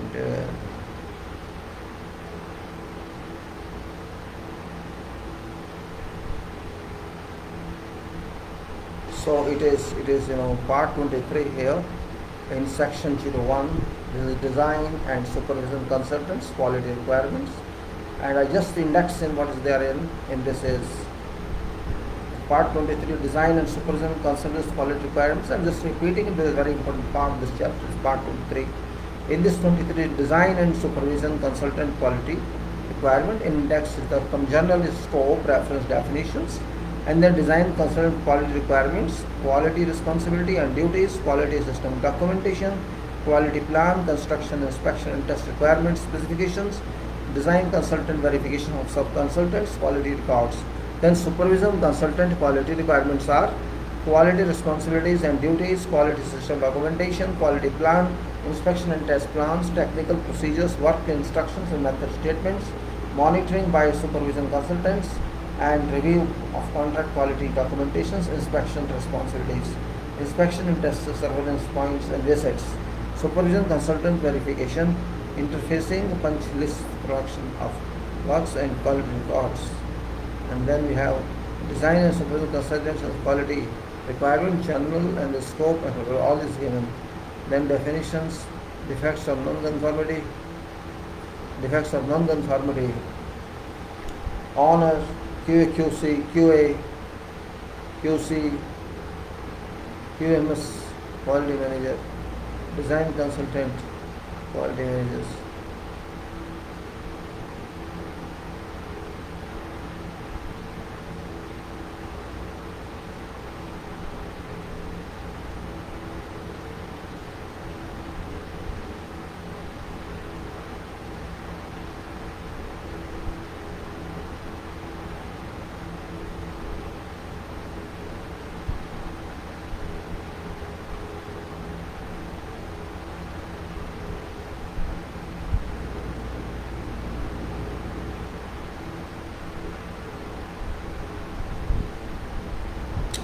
Now this is QMS and quality management. You go further design, and this is here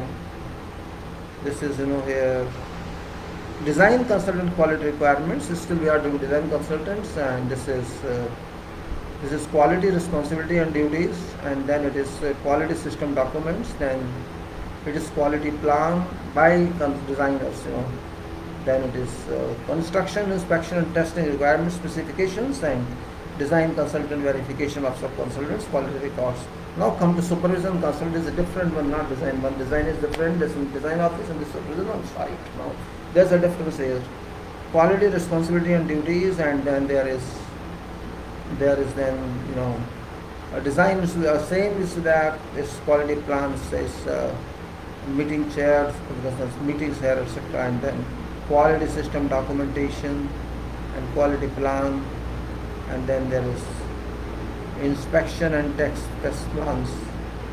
After that is technical procedures, work instructions and method statement, and then review of contractors' quality documentations,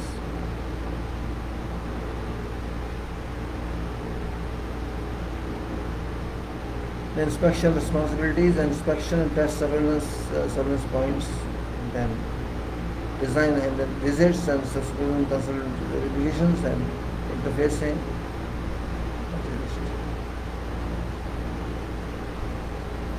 Punch list and production of works and quality records, and that's the end of this.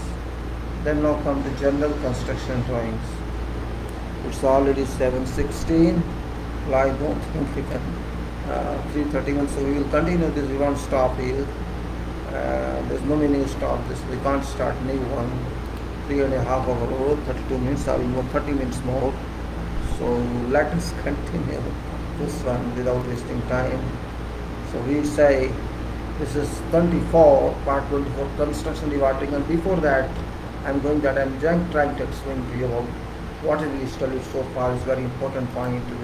We have studied consultants or designers' responsibilities of quality.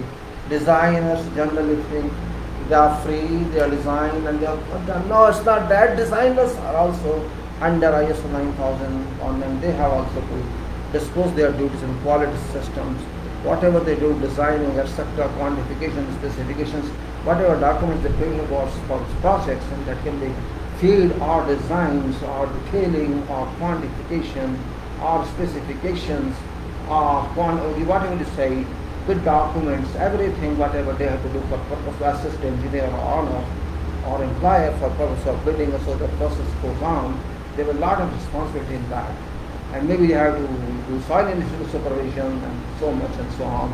Every responsibility goes to them, including civil, electrical and mechanical, and they have to do everything. If they don't do that, means they can't control this. So design is a law part of that, means last part is top part, the initial part of that. Design is philosophies they have to understand. What they is required under field, and if no field, they have to make a field. All that they are supposed to do is an important part of that. In that they are bifurcated into design office and supervision office.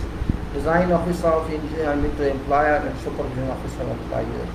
One responsibility, then another responsibility. Design responsibility is a magnanimous responsibility because they are there with very experienced senior engineers, not alone design engineers, but architectural engineers. If architect is not different, then civil engineers and then specialist engineers, and they have to project specifications. They have to project their internal methods, how expected contracted do, and they have to, of course, design is there, drawings are there, that is different, calculations are there, that's design part, but that is structural design part or architectural design part. The parts come on to specifically, they are called specifiers. In that case, a structural engineer is a specifier, or a civil engineer is a specifier, or a mechanical HVAC engineer is a specifier, or electrical engineer is a specifier, or plumbing and mechanical, whoever is involved there. Everybody has to write the specifications, have to prepare outline of system, have to do expected planning by planning engineers, have to take care of how quantification shall be done, how BOQs shall be prepared. All this, which is a part, constitute part of contract documents or bill documents, they have to work really professional as it is. And in that case, they have to write their method statements, how to design, how to specify, who has to do, what sources we have, what codes we have, which one we have to procure. All these are required. What ISO says, what code says, what law says, everything they have to take into considerations. And then that is design part of all disciplines and not structural alone. And that's very big work, you can say. It takes a lot of concentration, requires a lot of concentration and lot of input of mind and references of documents, and also support extracted from these specifications like Qatar civil specifications or respective countries civil specifications. There could be ad hoc civil specifications or other specifications, and not only civil specifications, mechanical specifications, HVAC specifications, electrical specifications like Karama in Qatar. So that way we can say design part is a great responsibility, and then comes on the civil part. Those people, those leaders are required to go through God problems, or problems with the academics. So this part of design, and then supervision, we say supervision is entirely what you have decided they have to supervise. They have to supervise according to what designs have come and what contractor is doing on contractor's document, and what these engineers document or employers documents have come. Both have to come together.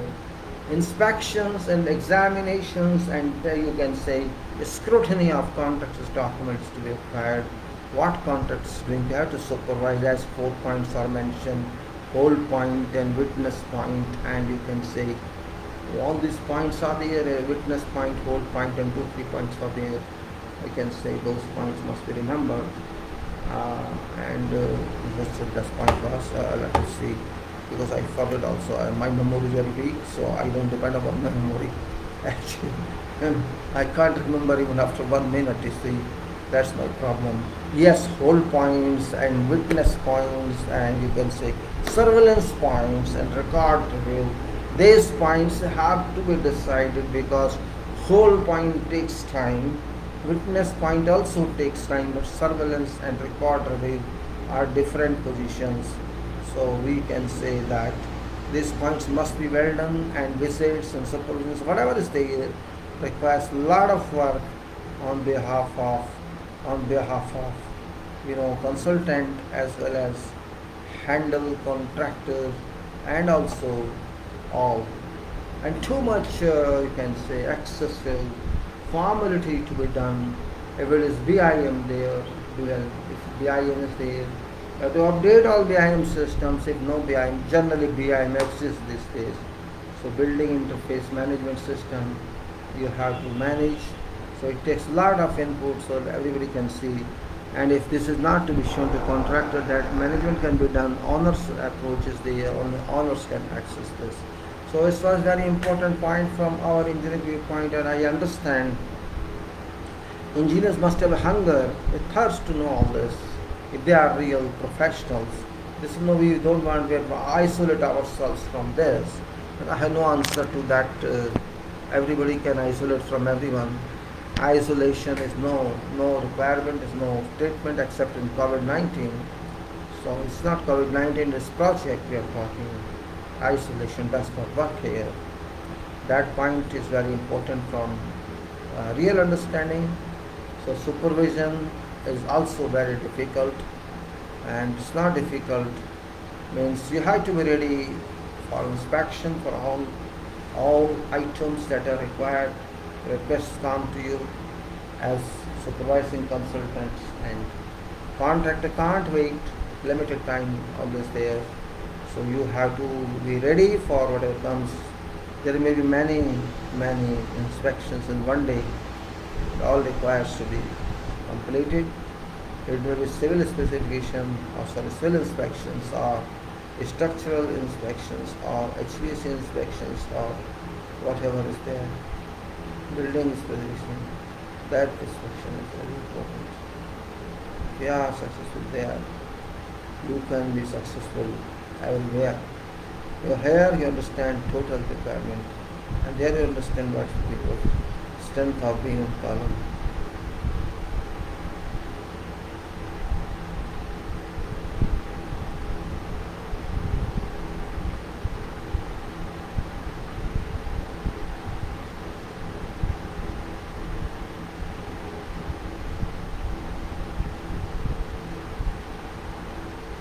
Then we go to, after that, contractor. Though it's not a part here, contractor's job is furthermore, because contractor has to do it, supervisor only has to supervise. Supervisor is involved in drawings, the designer is involved to make those drawings and specifications, while contractor has to do that job. That is difficult phase, and where responsibility lies in. So we have to be a little different in our approach of engineer. Everybody is engineer here. I say contractor is engineer here, supervisor is engineer here, designer is engineer here, or engineers. I am working terms, not in legal terms, but they are. So we move on to now on to say we move on to we'll take up later on, no problem. We'll move that now. What's construction? Now it is construction dewatering, part 24. I'll take little this because time is limited now. I don't think there's much time left on this today.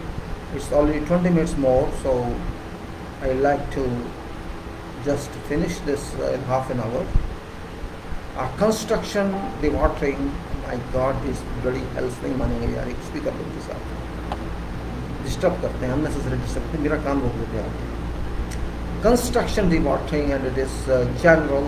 This 24 part 24 and says in general the scope is there, requirements are there, current procedure requirements are there, relevant Qatari laws and regulations, EIA requirement, and air quality standards, noise standards, discharge to surface and groundwater network standards, environmental impact assessment, and there's EIA, geotechnical and geo-environment studies, requirements, existing groundwater monitoring documents, risk assessments of construction dewatering monitoring plan, training requirements, dewatering techniques and construction dewatering methods guidelines, sump pits and well system, deep wells, ditches / French drains, cut-off excavation barriers, dewatering effluent system, effluent treatment, and settlement tank types and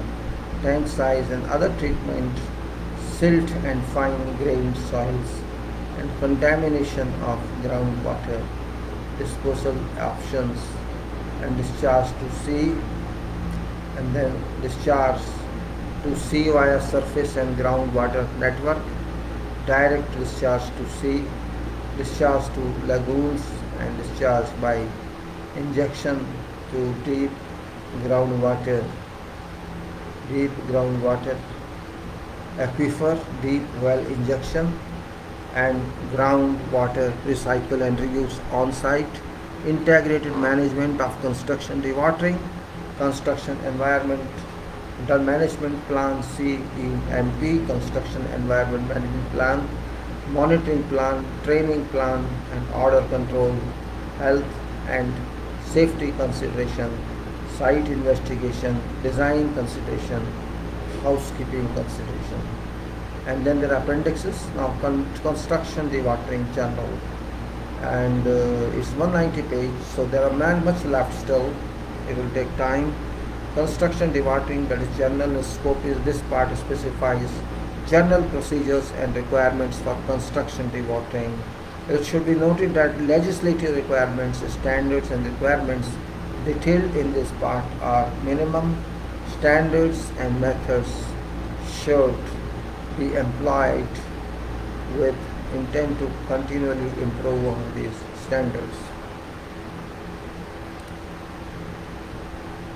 Related parts and sections as well. Section 8 is earthwork and Section 9 is mechanical and electrical. Related parts are there, nothing to do with other requirements are there now, current procedure requirements, and there are 4 types of construction dewatering disposal options that require licensing in Qatar as follows, and these are: number 1, A is discharge to sea via surface and groundwater network. Licensing authority should be Ashghal and MOE. Then it's B, direct discharge to sea. If discharge is pumped directly to sea, then Ministry of Environment MOE should be licensing authority. And then one is discharge to lagoon totally covered with geotextile from all sides.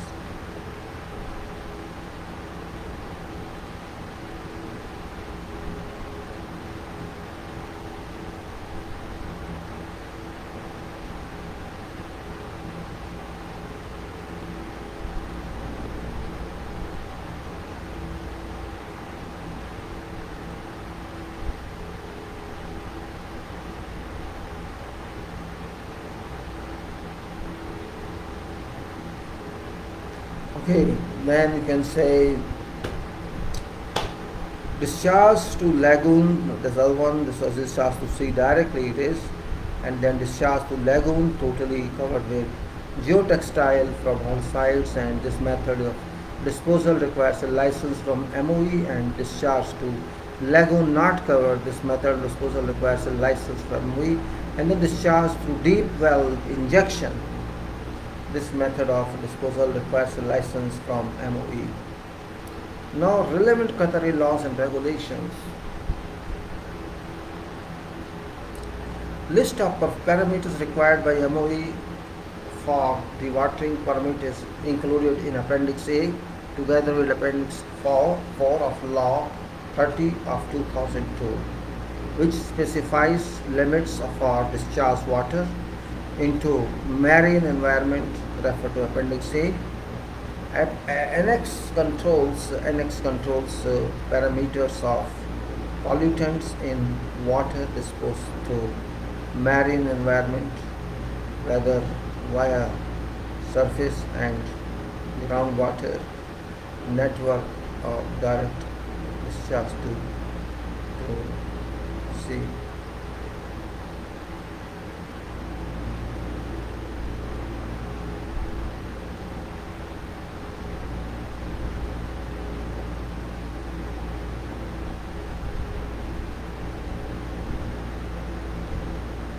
Relevant country laws and regulations. So what are these?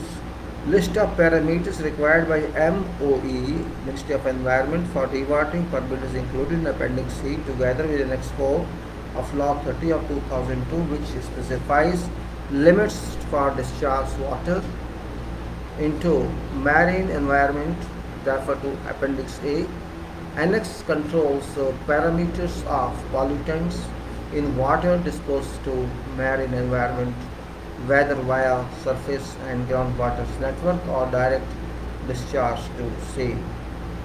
If construction dewatering effluent is discharged to foul network, discharge party is liable to having committed a criminal offence. If construction dewatering effluent is discharged to foul network, discharging party is liable to having committed a criminal offence. In case of illegal discharge to surface and groundwater network, discharging party shall be subject to legal action.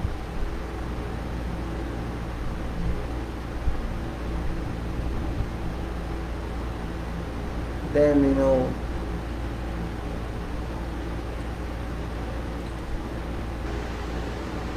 if case of illegal discharge, construction dewatering is in case of illegal discharge to surface and groundwater network, discharge party will be subject to legal actions taken by licensing authority. Now, EIA requirement, environmental approvals from MOE as per Article 7 of Law number 30 of 2002. Air quality standards. Air quality standards are controlled by Law number 30 of 2002 under Annex 3 first. Standards applicable to dewatering activities may include following: maximum limits of air pollutants allowed for emissions from movable sources and ambient air quality standards. Noise standards. Noise levels are also controlled by Qatari legislation under Law number 30 of 2002, Annex 2 fifth. Discharge to surface groundwater network standard. Executive bylaws of Environment Protection Law issued under Ordinance Law number 30 of 2002, Annex number 4, criteria and specifications of hazardous materials when disposed of in water, environment, MOE regulations. 2427 Environmental Impact Assessment EIA for projects requiring an EIA at design stage for projects requiring an EIA. At design stage, EIA should be carefully reviewed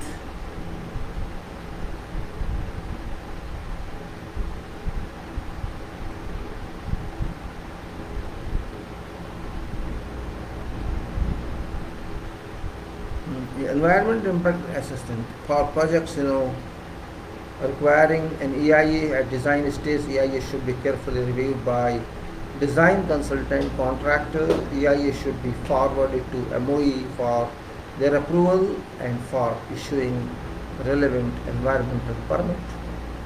Where available, EIA shall contain details of geotechnical surveys, including groundwater, adopted from previously mentioned reports.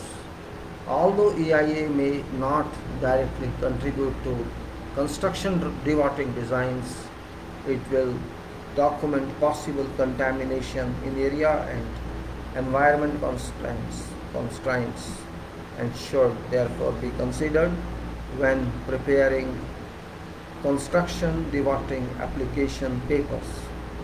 Existing contamination or potential for contamination should be carefully considered and must be taken into account when dewatering ground is tested for compliance. To ensure that dewatering systems are designed to maximize environmental protection and to assist in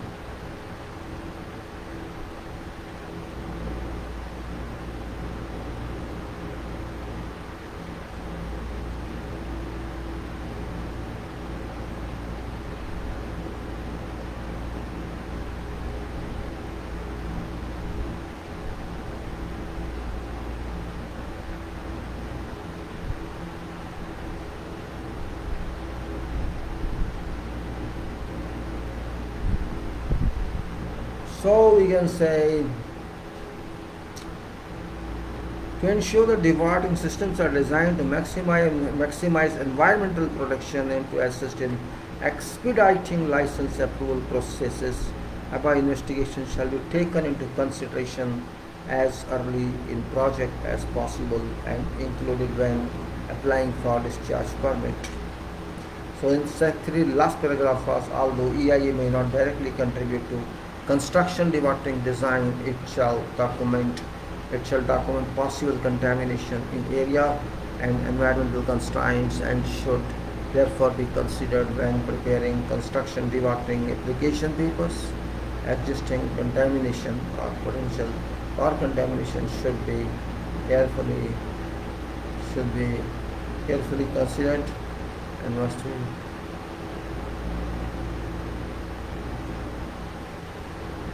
Now we go to geotechnical and geo-environment study requirements. Geotechnical and geo-environmental study requirements. After awarding contract to contractor and prior to obtaining discharge permit, if required by contract or requested by engineer, contractor shall carry out in geotechnical and geo-environmental investigation in order to confirm geotechnical and environmental conditions on site and groundwater level. Geotechnical and geo-environmental study must be, as a minimum, identify soil types, permeability, groundwater hydrology, and required drawdown for construction activities. This study is required if area is suspected for contamination or if EIA at design stage has indicated existence of contamination. Output of geotechnical and geo-environmental study should include as a minimum following items: time required for construction dewatering and flow rate of dewatering discharge, required drawdown, method of construction, dewatering based on all above findings. To assist in approval process, all of above information must be provided in application for discharge. It's important to note that requirements of geotechnical and geo-environmental study are completely subject to project settings, types of contamination,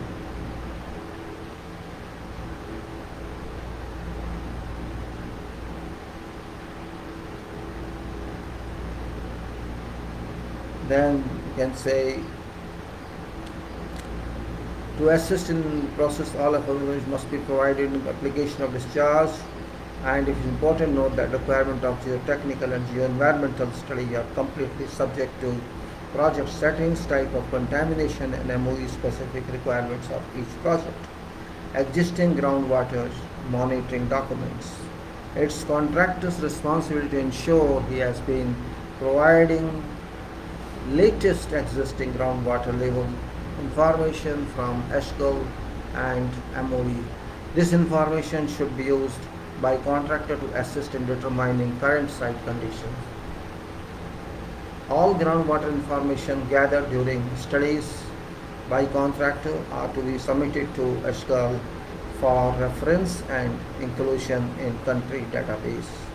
Collection of this information is paramount to continuous improvement of government information databases. Risk assessment of construction dewatering. Risk assessments of construction dewatering.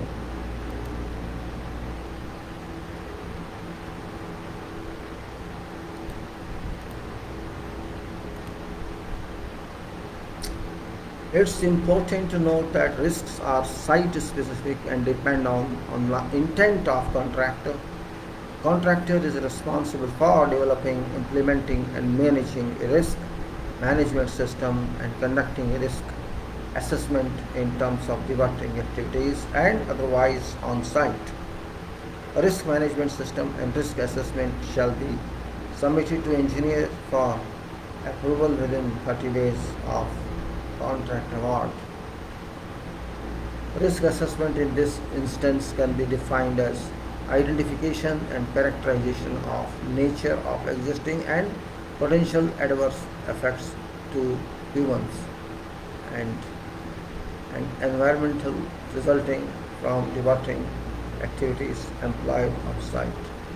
Risk is a function of probability of an event occurring and degree of damage that would result should it happen. Details and information gathered during concept design and associated site studies, geotechnical, groundwater and environmental are required to assess risks associated with proposed activities.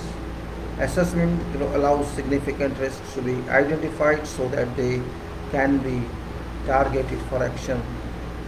Initial risk assessment needs also be regularly reviewed and shall become an integral part of construction environmental management plan.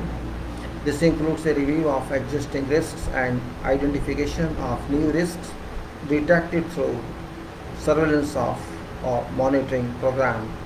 To conduct risk assessment, contractors should undertake following key steps: information gathering. A risk assessment requires information about site conditions. Risk identification.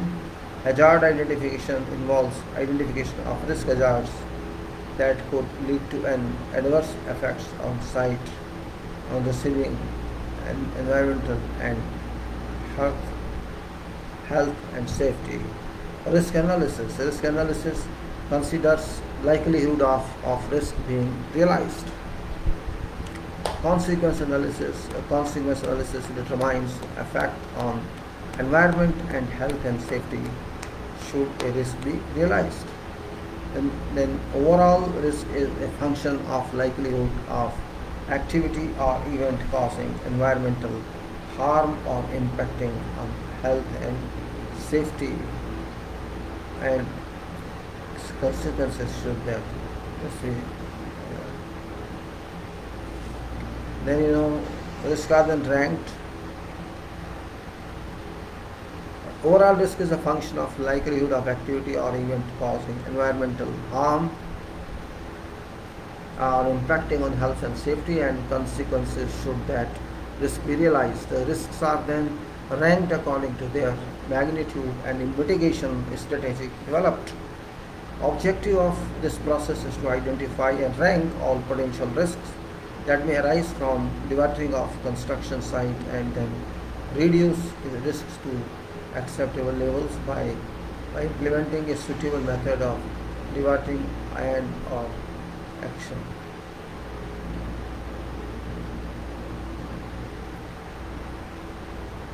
The objective of this process is to identify and rank all potential risks that may arise from dewatering of construction site and then reduce risks to accept levels by implementing a suitable method of dewatering and or action plan. Risks generally associated with dewatering activities on site include but not limited to following: soil and slope stability and soil erosion due to dewatering activities, soil contamination, whether contamination exists in project areas prior to commencement of construction or is caused by dewatering activities, change of groundwater properties due to dewatering practices, change of groundwater properties due to dewatering practices, excessive abstraction dewatering of ground which affects nearby groundwater related activities, health and safety related issues.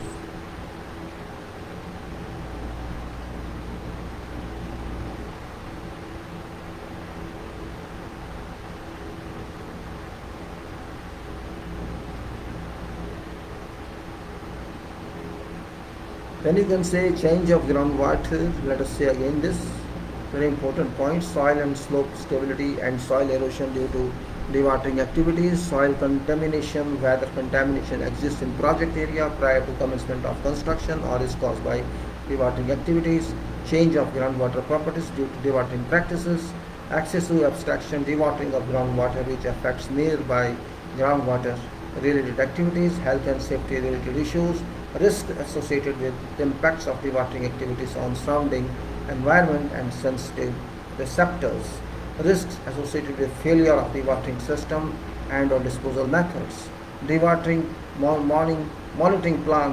When dewatering activities are included within project site, contractors shall prepare a dewatering monitoring plan as detailed below. Dewatering monitoring plan shall be submitted to engineer for approval within 30 days of contract award. Dewatering monitoring plan will assist licensing authority as well as contractor in keeping track of dewatering activities on site and identify corrective actions to be carried out. Monitoring plan can also assist in identifying liable issues concerned with reported dewatering problems and accidents. Outline and impact and components of monitoring plans are as follows: identification of opportunities to reuse dewatering effluent on site in order to reduce amount of disposed effluent, dewatering techniques being employed on site, disposal methods employed on site, and relevant monitoring plan to ensure compliance with discharges, copy of discharging unit limits and roles and responsibilities of environmental advisor on that. And then you can say roles and responsibilities have to be clearly defined when designing a dewatering system. These roles and responsibilities are to be submitted as an essential element to satisfy construction environmental management plan requirement when applying for dewatering effluent discharge permit. Refer to Appendix B for example of inspection sheet for dewatering process. Then there is a training requirement we will take up later on. I like to close here because all is 440. What we discuss here is for purpose of dewatering. In this case, dewatering a very important part where there is a particularly in clay soils and silt or in sand soils. Different methods are there, but dewatering is not just for that building your construction, you're doing foundation of the building. There can be many buildings in adjacent to that area, and when you are drawing water from that, water may not come only from areas surrounding your building. It may come from some other area also. If your soil is permeable, if there's sandy soil, if it's clay soil or rocky soil, depending on what happens, water is there and clay soil is there, water stays in clay particle, thus it swells them and it swells whole area maybe, and may the chances that there's a loss of water from those, and you either draw much water or less water or water, and buildings distant from your building may settle, and it may also flow. This you can say sandy water, sand is there and your water can flow. It can also bring chemicals with that. It may bring chemicals to your foundation or may bring chemicals to some other foundations, and there can be change of the structure of soil in that area. That's what say pollution increase or pollution decrease, it depends on, and you are taking out water in excess, and this can be disposed of further. You reduce quantity of groundwater when you are going to dewater for months together, because it's not one day is finished. Until your foundation comes to ground level, it will be whatever depth of foundation you have to keep it well. You are employing well point system, or there are some pumps in that, water is coming out and out for even a couple of months. If you have not completed, you may accessible discharge water, and that's not permissible. You will reduce quantity of water, reduce water. So what to do in that case is you can store that water, it's freely available, and then recharge your system. That's not easy to say, I can't say immediately. In that case here, dewatering is a very big phenomenon. We have to go thoroughly to understand what this document says and what else we have to know. I did dewatering in Iraq in 1982. I guess 1982, three. That's the Mahmoodiya area, because the pump station, basement pumps, underground pump stations, and there's clay soil and water. This we did a lot on that, failed, but we ultimately did successfully. And this clay soil, water was not fully moving, it's a laminar flow even. It's coming, small quantities, you could say. It would impact soil structure, because at the time we couldn't understand, it will impact a remote soil from here. That couldn't, I don't know what happened after I left that side. It also happens somewhere else as you're dewatering. And dewatering is very common phenomenon, particularly in areas which are near river or which are near seas. And it has to be done in that case, except you are doing pile foundation or something. Temporarily you have to dry area. We are doing raft foundation. So if a foundation activity is fast and comes up, it's okay. If foundation takes time, takes months, and it's really dangerous, because you can't keep foundation in wet area. You have to keep area dry for there to do continuous dewatering, and that's really question mark here. You will see this later on what to do, because in that case, do we have this? We have this training requirement, and then we have dewatering techniques. And you see what techniques are there, what they are saying, and then see construction dewatering. We'll study that one, and there are some pits is there. One is there some pit, and then it is there are some pits, and then well system and a deep well system. Then there are ditches, French drains, and there are cut-off excavation barriers and dewatering effluent treatment and settlement tank, and there is settlement tank types, and that's there in this. And then there is tank size, which you'll see, and other treatments, silt and fine grained soils, and there in that is dewatering tank, a gravity bag filter, and then there is a slurry water, and after that there is so many treatments are there. Contamination of groundwater is there, we have to see, and disposal options are there.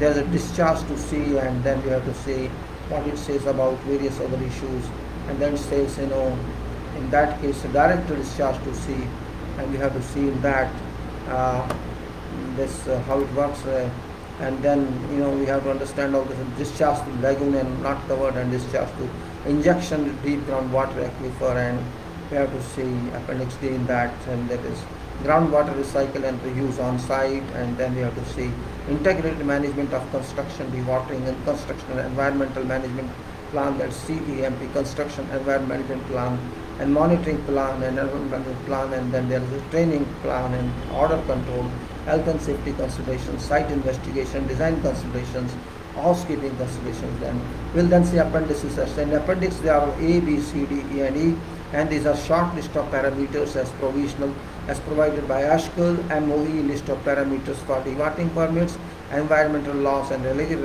regulations, Annex 4, Law 30 of 2002. Appendix B is a dewatering process inspection sheet. Then Appendix C is a discharge permit forms, and Appendix D is application for permit procedure flow chart for each dewatering option and environmental permit application. I close this file for this. We'll take up this matter tomorrow as much as we can do. I think that's only way, otherwise we design a solid 4 hours there. I keep this. Thank you very much for attending your cooperation today. I close this, and today we close this, and thank you very much, gentlemen.